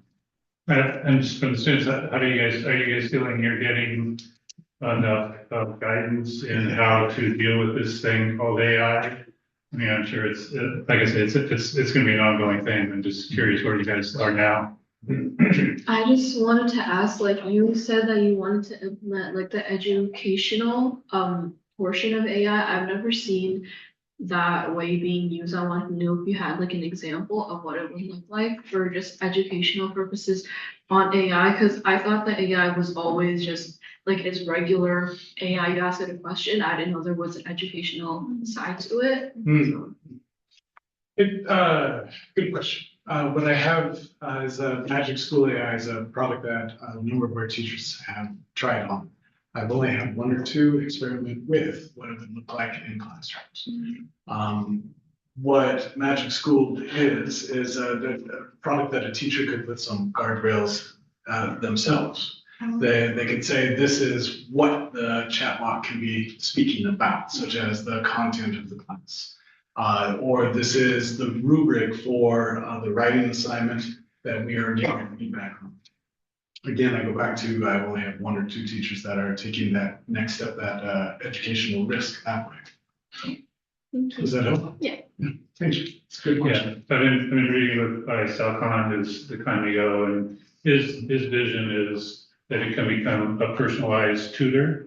I mean, I think you were talking about, you know, if you have a math problem or something and you need a better explanation that you didn't get, you can go to this tool and get a really good explanation.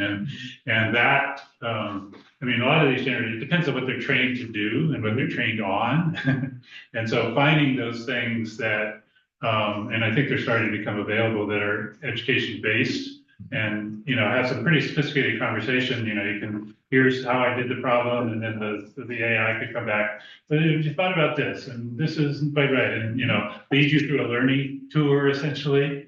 And that's a lot of promise for that. And particularly when we're talking about classes that have huge diversity of students, and one teacher can't possibly engage everybody. But anyway, that's a possibility. Director Larson, are you suggesting that they could take the role of a teacher one day? You gotta be a little careful about that one, because it's not, you know, not at all, because I think, you know, you talk about relationships, and that's still, it's always going to be key number one, but it's a tool that can be used to spread out, you know, the learning. One experience on that is what I have seen is where with an agreement, it was more a teacher and teacher.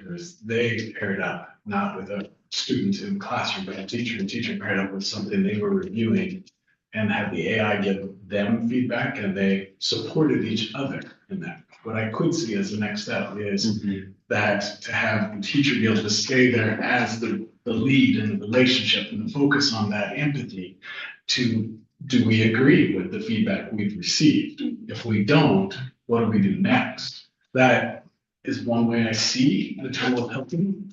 I don't see it like that. Yeah, I'm sorry. The other way is the teacher monitoring. I mean, if somebody is not engaging productively with whatever the tool is, then I can go and review and figure out what's going on. So, I mean, there's always going to be tons of room for teachers. Well, just the same way with media literacy, we can all watch the same scene and have a different interpretation. Same thing with any art or any new tool. A tool can be used at the depth that the student is at. So back when I was early days of AI, again, you can actually use these things to advance yourself, not teach yourself, but to advance yourself and kind of tutor yourself through it.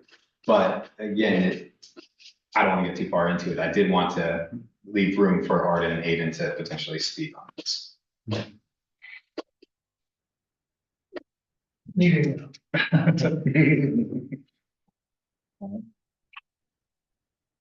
No, we good? Aiden, did you want anything in particular? Rosie? All right, so moving on to the equity and human oversight, we just want to uplift our commitments, which I feel like has been a part of the conversation already, but just continuing to support educators and scholars, making sure that we align ourselves with the human AI, human structure, really reviewing outputs. So whatever comes out of the industry, and making sure that we stay abreast to the most present and upcoming tools. Ensuring that we have bias awareness, so making sure that all equity issues are really highlighted and uplifted and keeping a lens on that, and then accessibility focus as well. Next slide, please. Speaking of output, anybody going to NCCE next week or tomorrow? Unfortunately, no, sorry. There's tons of AI things that I just sent you an email. So wrapping up, we have some key takeaways. Firm statement, Toccoa School District is not banning AI, and we are also not adopting AI without guardrails. We are continuing to align ourselves with Washington State guidance, and we are building and growing intentionally. We're in managed implementation stages. And to close out, we have a few questions. These are our final three problems. Yeah, so what reporting cadence would be helpful for us? Yes. It's all new to us, so this is gonna kind of be an ever-evolving process. I think that's how the whole, Yeah. like, if Director Simpson was here, that was the line of any period, we don't know.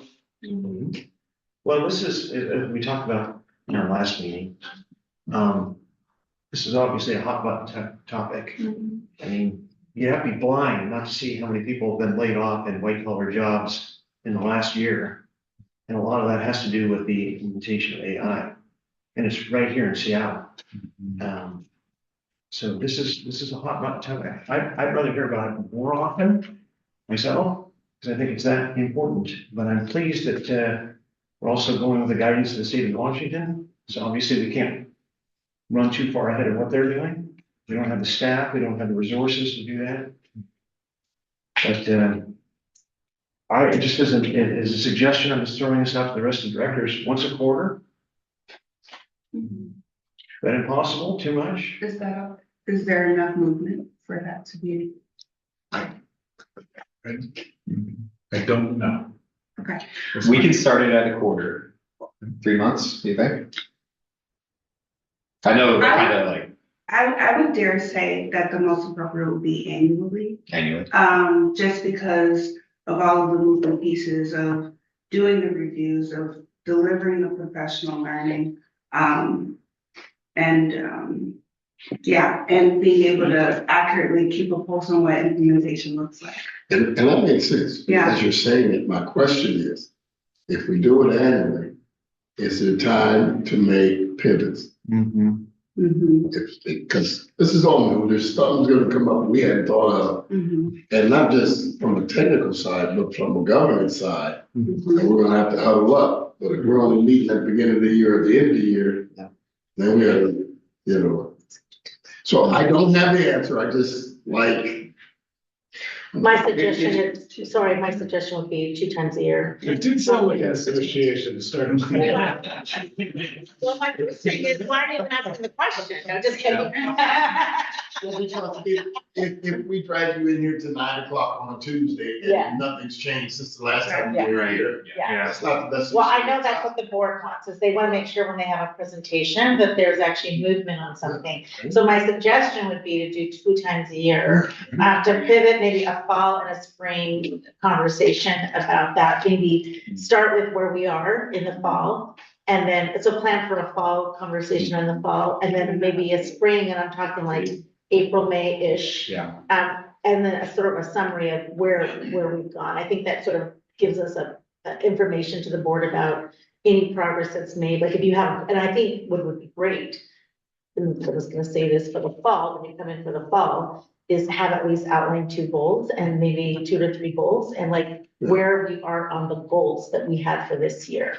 Is it an instructional goal? Is it an AI product goal? Is it even a goal around ethics, right? Like our policy goal? I don't know what would be. Yeah, or guardrails, yeah. And with the inference that as we're troubleshooting, we're not gonna wait till the spring. If something comes up, we're meeting every month. Yeah, that's kind of my, I mean, once or twice a year, fine. But with the proviso that, because your second question, are additional guidelines desired? If you guys, my sense is that, so we, did that previous AI thing, proposal that we removed because I thought that was way too restrictive. And so that's gone. But if, my sense is you guys don't feel like any other additional like policy level guidelines are needed right now. But if you do at some point feel like that's required and then we should have some more policy, then, whenever that comes up. Yes. Yeah, come to us. Don't sit and wait on it. And then the third question, I would speak to, what level of community engagement is expected. I think at these stages, if wisdom says, if we're guided by Washington State code, I am fully confident that our community has no idea what that is. Yeah. So the first level of engagement is to communicate that TSD is along these lines. Here's what these lines are. We will then get feedback. A lot of people, if you open it up for feedback and input now, you're gonna get feedback and input based on this whole gamut of what other people think AI is not. Yeah. But if we're saying in alignment with the other school districts, here is what Washington State is provided. Here's what it looks like for us. Then we'll get feedback that's at least directed toward where we otherwise you're just opening the Pandora worms stuff that some of it might be rooted in fact, other speculation, others rooted in AI response to the question, right? And you're going over it. I just want to say we are going to send a survey to the students this is based on the feedback that you guys sent to us last evening. I'm just letting you know, there's 3 questions we're probing to the students. One is around AI and usage. One's on the SROs and where we are on that, because we haven't really done that piece yet. And the last one is on cell phone, the cell phone call. I heard you, Amy. No, I heard all of you. So I want to make sure that we hear from the students first, because that came up as a conversation around, hey, we've lived this. You need to hear from all of us, because I also heard you say too that we're 3 voices here, but we don't necessarily represent all the students of Tukwila School District. So we're gonna send that in a package, little survey. It's gonna be 3 topics. And we're also doing a belonging regular survey, but that's a separate survey we're gonna do just to gauge where we are as a district regarding these 3 huge procedural or policy changes in our district. So I want to make sure we hear from them first. Yeah. So The other group, I mean, additional students, I also want to hear from our staff, because we're obviously in the middle of staffing, educating on what's going on, where are they comfortable, where are they not comfortable. Those are the 2 groups. people find that out. Yeah, the teachers and the staff and the students is what I want to hear from mostly. Definitely. Point taken. Thank you for reminding us. Yeah, we're gonna do that. We have that all set up, geared up to go. And I was speaking in the context of outside. Yeah, But no. the primary demographic of the students and staff. So we need that. Thank you, everyone. Thank you. Oh, one other thing, the additional guardrail that I want to make sure of is we sent you the 2 links that I was talking about, the Women in AI and the AIethics.org. They have a lot of training resources that you guys can kind of dig into in specific locations of where the AI ethics is. Again, it is a huge subject. It's got a lot going on with it, but again, the human to AI to human aspect, 100% agree. If we could throw in just a little bit of, hey, look at these things are programmable and they will give you different answers based upon different types of programming and different types of prompts before. Absolutely. Thank you. Thank you. Thank you guys so much. Thank you very much. Thank you for handling AI. It's one heck of a task. Yeah. Okay, I just want to thank, Barron has a very deliberate approach to this. I went to a conference and I came back and I was all like, Barron, and he's like, okay. So I just want to let you all know that Barron has been very deliberate, very thoughtful, and we haven't gone too fast. And actually right now, 2 years ago, looking back, I am very thankful for that. Just want to thank you for that. Yeah, I'd second that. I've been watching Karen for a number of years, dealing with technology before AI, and we've been up in NCC together, and he does presentations with the staff over the years, so he's, you know, like I said before, I'm very confident that he's taking all this into account and doing it in a very deliberate, safe manner, so, thank you. And Barron, check your email, you too. Sorry. Yeah, I sent you two things, sorry. One was the ethics and AI, but one is regarding the NCEE, it just, I'm delayed anyway. okay, moving on to our action items, we'll get out of here.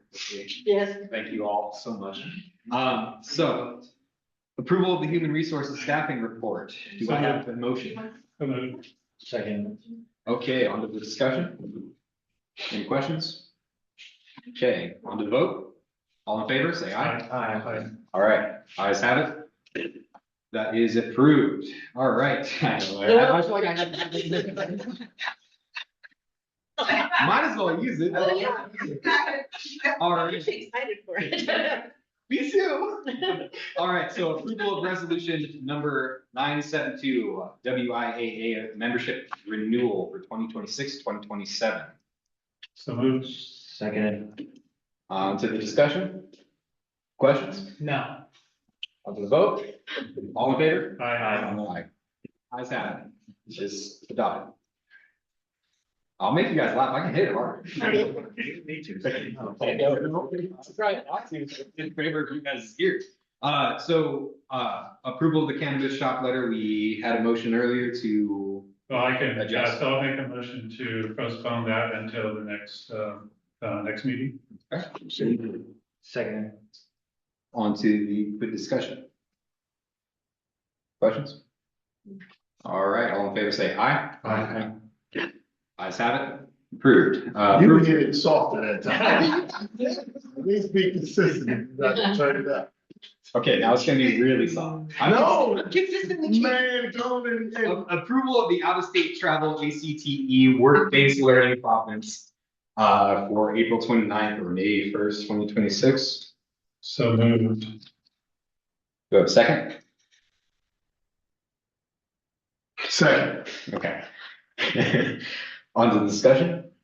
Just clarify, I don't know, I made a comment saying that I don't know if I feel comfortably approving it just on the basis that, you know, I looked at the rates of the lodging and it seems like, you know, what they quoted was for $1,619. And, you know, if you go to the website of conferences, actual lodging dates and you select those and you do the conference selection, a lot of the rates are actually way cheaper. And I used the same exact hotel which they used, which is Graduate by Hilton Providence, and for 4 nights they were quoted $340.75 plus, you know, taxes. I'm not including that, but what I did, it was almost $700 difference. Same thing with the car rental. I don't agree with the car rental. I would, if someone is going to a conference, I would urge them to take public transportation. I would urge them to say, hey, you think this is important for you, for your educational learning, especially if you're someone who should be critical and knowledgeable about CPE. I don't feel the confidence. I also think that the meal requests, I mean, some of it makes sense, but again, the conference is providing some breakfast, some lunch. I would appreciate it if someone, you know, was here, the supervisor, JR Lorca, or I believe the person who has submitted the proposal. So I personally don't feel comfortable, and I would urge my colleagues to vote, you know, against this, or if we can get more input from them, maybe that could be a discussion. Otherwise, I feel like we should approve this at a lower rate. I'm thinking somewhere in the of, you know, maybe $2,000, just to make sure that this is, you know, we're spending money wisely, we're being mindful of what our expenses, so, just something I want to also maybe state is, if we are using these requests, I would think they would be, vetted by our staff, and so, yeah, again, I feel like, these were just some concerns, but, yeah, I don't feel comfortable approving this. Valid concerns. Yeah, I was had kind of a similar, I mean, this is a pretty, $4,250 is a lot of money for, and I guess I was questioning which budget, so it looks like it's coming out of the CTE budget, so is there some type of training budget specifically for that? And I mean, I was looking, there are work-based learning conferences all over the place.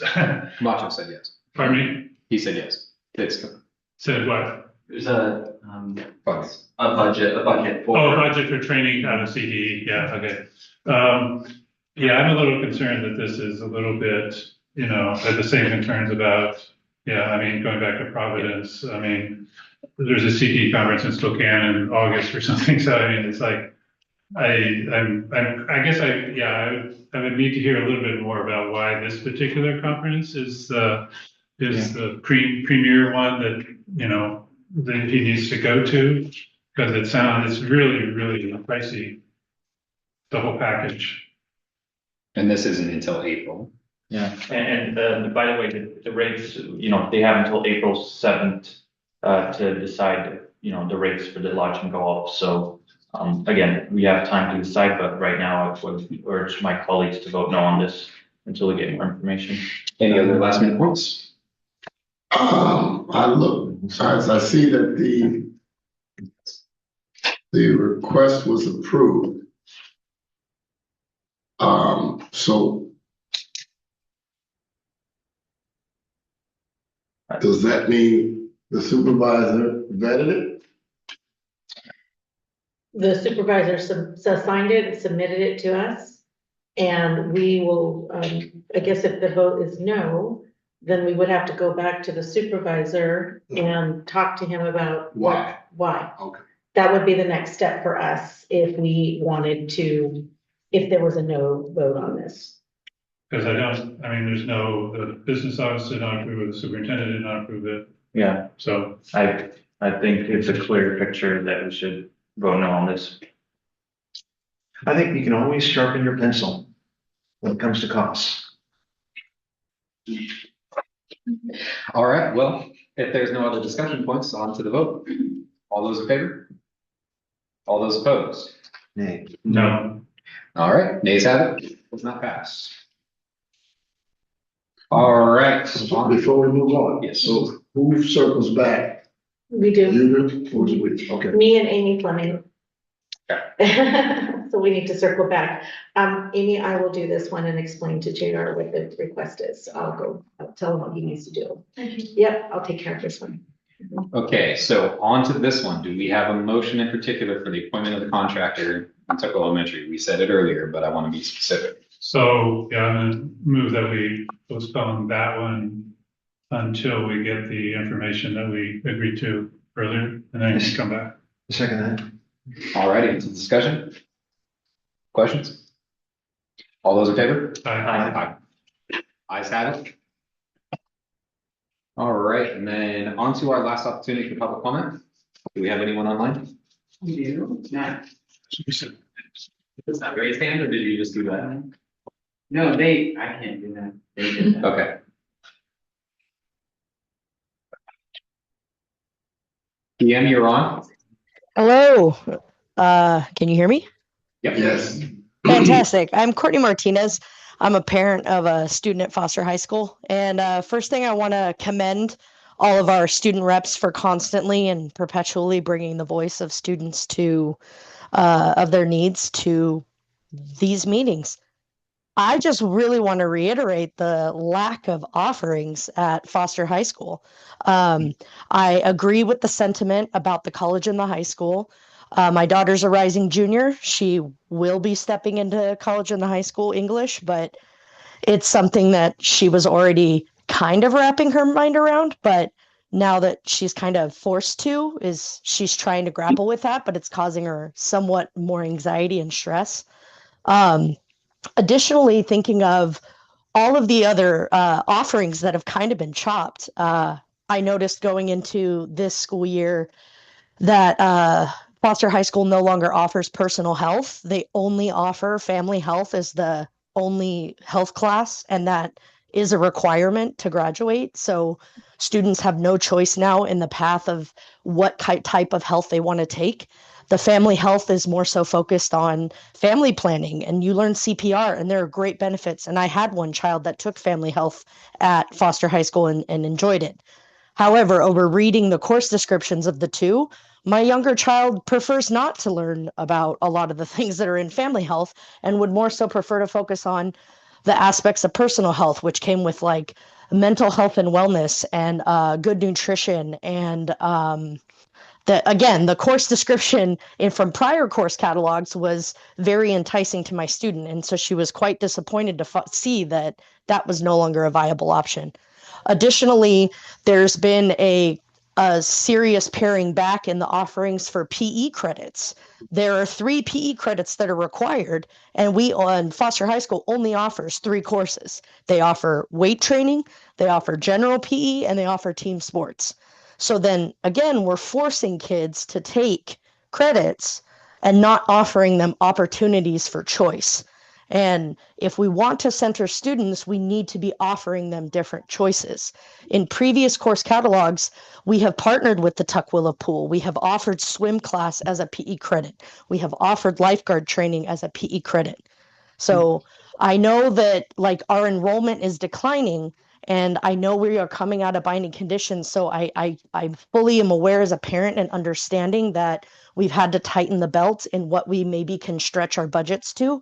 But if we're trying to entice people to stay in our district through high school, we need to start thinking about other offerings to give students that sense of autonomy and give them the ability of choice.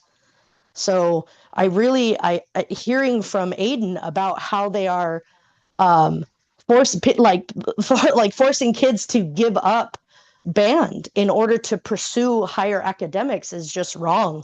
So I just wanted to reiterate that I'm always consistently proud of the student reps that we have and how they're constantly bringing student voice to these meetings. And I just want to commend them and again say that my kid and a lot of her friends are feeling very much so the same way as that they have brought up.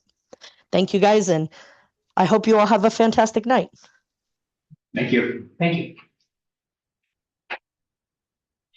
Anyone else for public comment? Yes.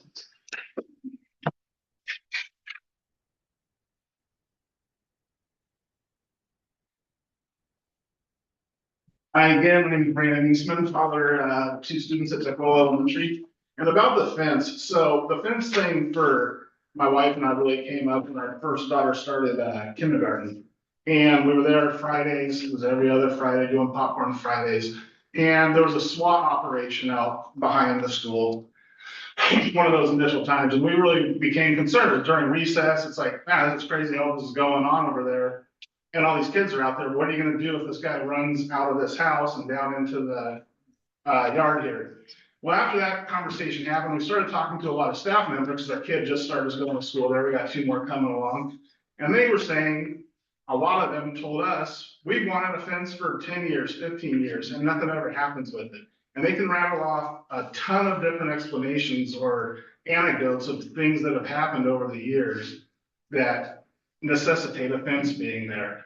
This was really driven by staff. And we asked them, well, how do you figure out how to get a fence here? Why isn't there a fence here? And they said, well, somebody's got to go to school board meetings and start talking about it. So that's what we did. And we've been coming ever since. The financial issues with the district started really picking up about that time. So it was sort of understood that nothing could be done there. There was a lot of conversations with Dr. Pedroza and Director Simpson at the time.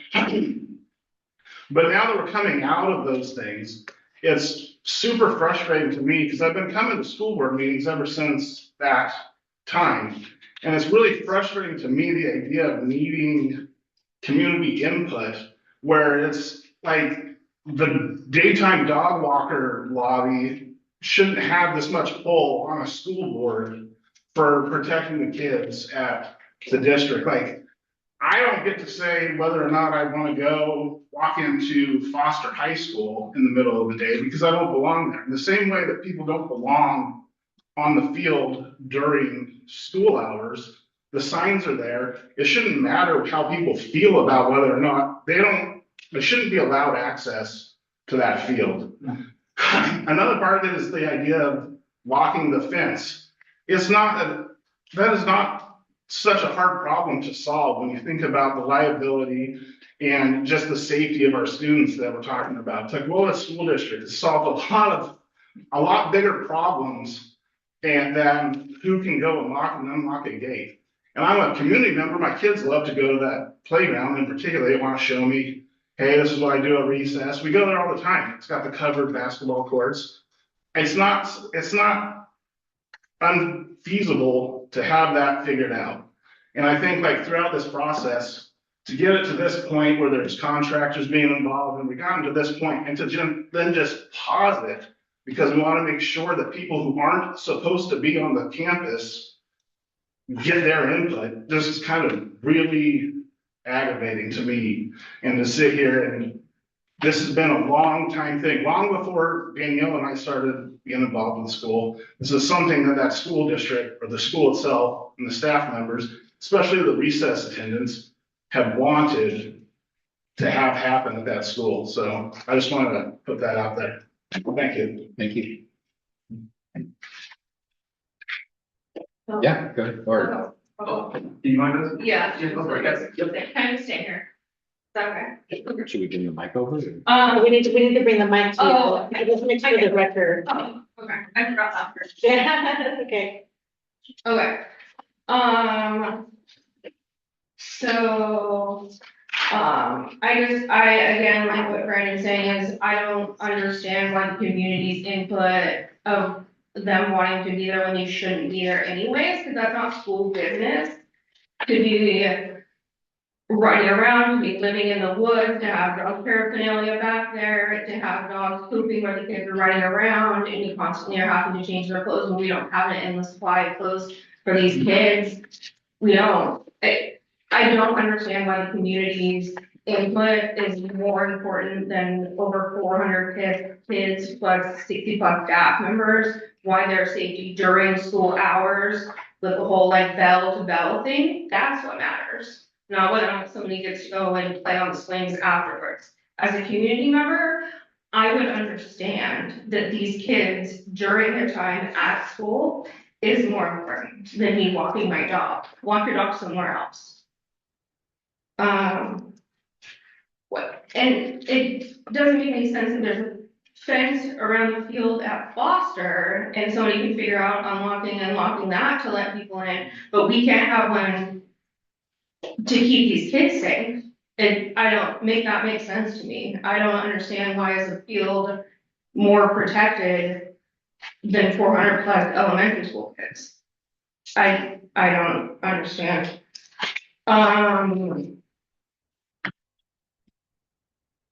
The signs they're now stop no one. There has to be a fence and some like larger steps taken to stop the people, the dogs, the coyotes. We've had many lockdowns because of SWAT teams. We've had to have officers come and sit in front of the school, either at drop off, either at dismissal, either during the day, because we've had creepy people walking around that will not leave. We shouldn't have to have officers there. That's Tukwila PD doesn't have time to be sitting at our school because we can't build a fence. We've had very, very, very large dogs coming down, as you guys mentioned before. Like, they're not stopping. We've done everything we can. They come down all the time. The kids shouldn't have to run from coyotes. Like, I mean, the legalities involved in that are awful. There's other things that have happened that I'm sure you guys all know about last year that has happened. That's a huge legality. I just don't understand. Since my daughter started there 3 years ago, I've had, like Brandon said, many staff members, many parents say, yeah, it doesn't make any sense that we don't have a fence. And I'm like, well, then I'm gonna ask about it, because we should have a fence, and that's the whole point of having a school board and having this whole arena and everywhere that we can go and we can talk to people as parents, as community members, and they all said, don't bother. Don't bother. We've asked, you're not gonna get anywhere. And I'm not gonna do that, I'm gonna fight to keep them safe, and it shouldn't have to be that hard. I shouldn't be doing this for 3 years to get a fence at an elementary school.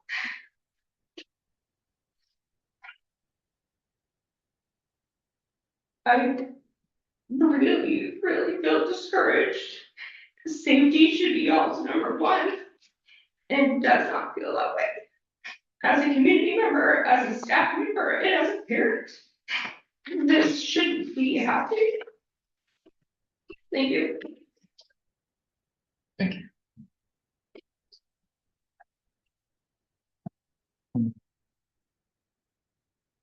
Hey, I'm Joe Camacho, I'm a teacher at Foster High School and resident of Tukwila. I just want to take a moment to recognize one of the great parents and community members and staff that we have that always shows up to board meetings, Ms. Eastman, who always advocates for what she thinks is right. So I appreciate you and your strength that you bring. Also, I recognize that February is Career in Tech Ed Month, Career in Tech Ed CTE, and just wanted to highlight some of the work-based learning activities that students have been able to complete this year and over the past couple of weeks. One of the work-based learning activities is having guest speakers. This week we have J.R. De La Cruz. He's from Daikin. There is a HVAC company here in Tukwila that he's coming this week to talk to students about HVAC jobs, bringing some of his staff over to let students know that this is a potential career for them. Other work-based learning activities that our students have participated in are field trips. Students have gone all over. In almost all the CTE classes, students have participated in some type of field trip. I think learning doesn't just happen inside the four walls of our classroom, it's extended to other places too. We have a big field trip coming up this March, which is going to be a collaboration between the high school and the elementary schools. That's going to be our overnight trip to Islandwood. I know that Director Larson has gone in the past. I want to invite you all to come check out the Islandwood campus. Make sure that if you are planning on attending, there's some things that have happened before, some approvals that have happened before. So make sure to communicate if you are attending. And other work-based learning activities that students have completed are earning, they've actually earned some industry recognized certificates. In our environmental science classes, students have just finished up their wilderness first aid certificate. Today, they finished up by wrapping each other up like burritos to keep each other warm when they're feeling hypothermic. So just wanted to highlight some of the, also, if you haven't had a chance to come check out our shop classes, I want to encourage you to do that. One of the things that Mr. Shane reminds us all is when you walk into his class, make sure that you have protective gear. That is going to be goggles and ear protection. But students are always doing something in his class. You can hear it down the hallway. And then while you're down the hallway, you can also stop by Coach Robnett's class or Chef Robnett's class because they're cooking something in there. And Coach Robnett just got back from the cheer national competition where our students did pretty great. So to have a chance to ask about our athletes too. So thanks and happy CT month.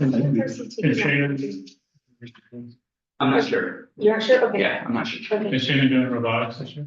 Shannon is doing robotics and their robot. Last time I saw the robot, they were doing tests on drivers. They had to like do time trials. I don't know, maybe to determine who the best driver is, but it was really cool to see the students engaged. They're like, I want to be the, yeah, they were racing to see who could do it fastest. Recently, he's been pretty good about letting us know when the competition starts, so I hope he does that again this year. I'll make sure to meet you. Thanks, y'all. Thank you. Do we have a motion to adjourn? Second. Second, all right. Meeting adjourned. Peace. Yes.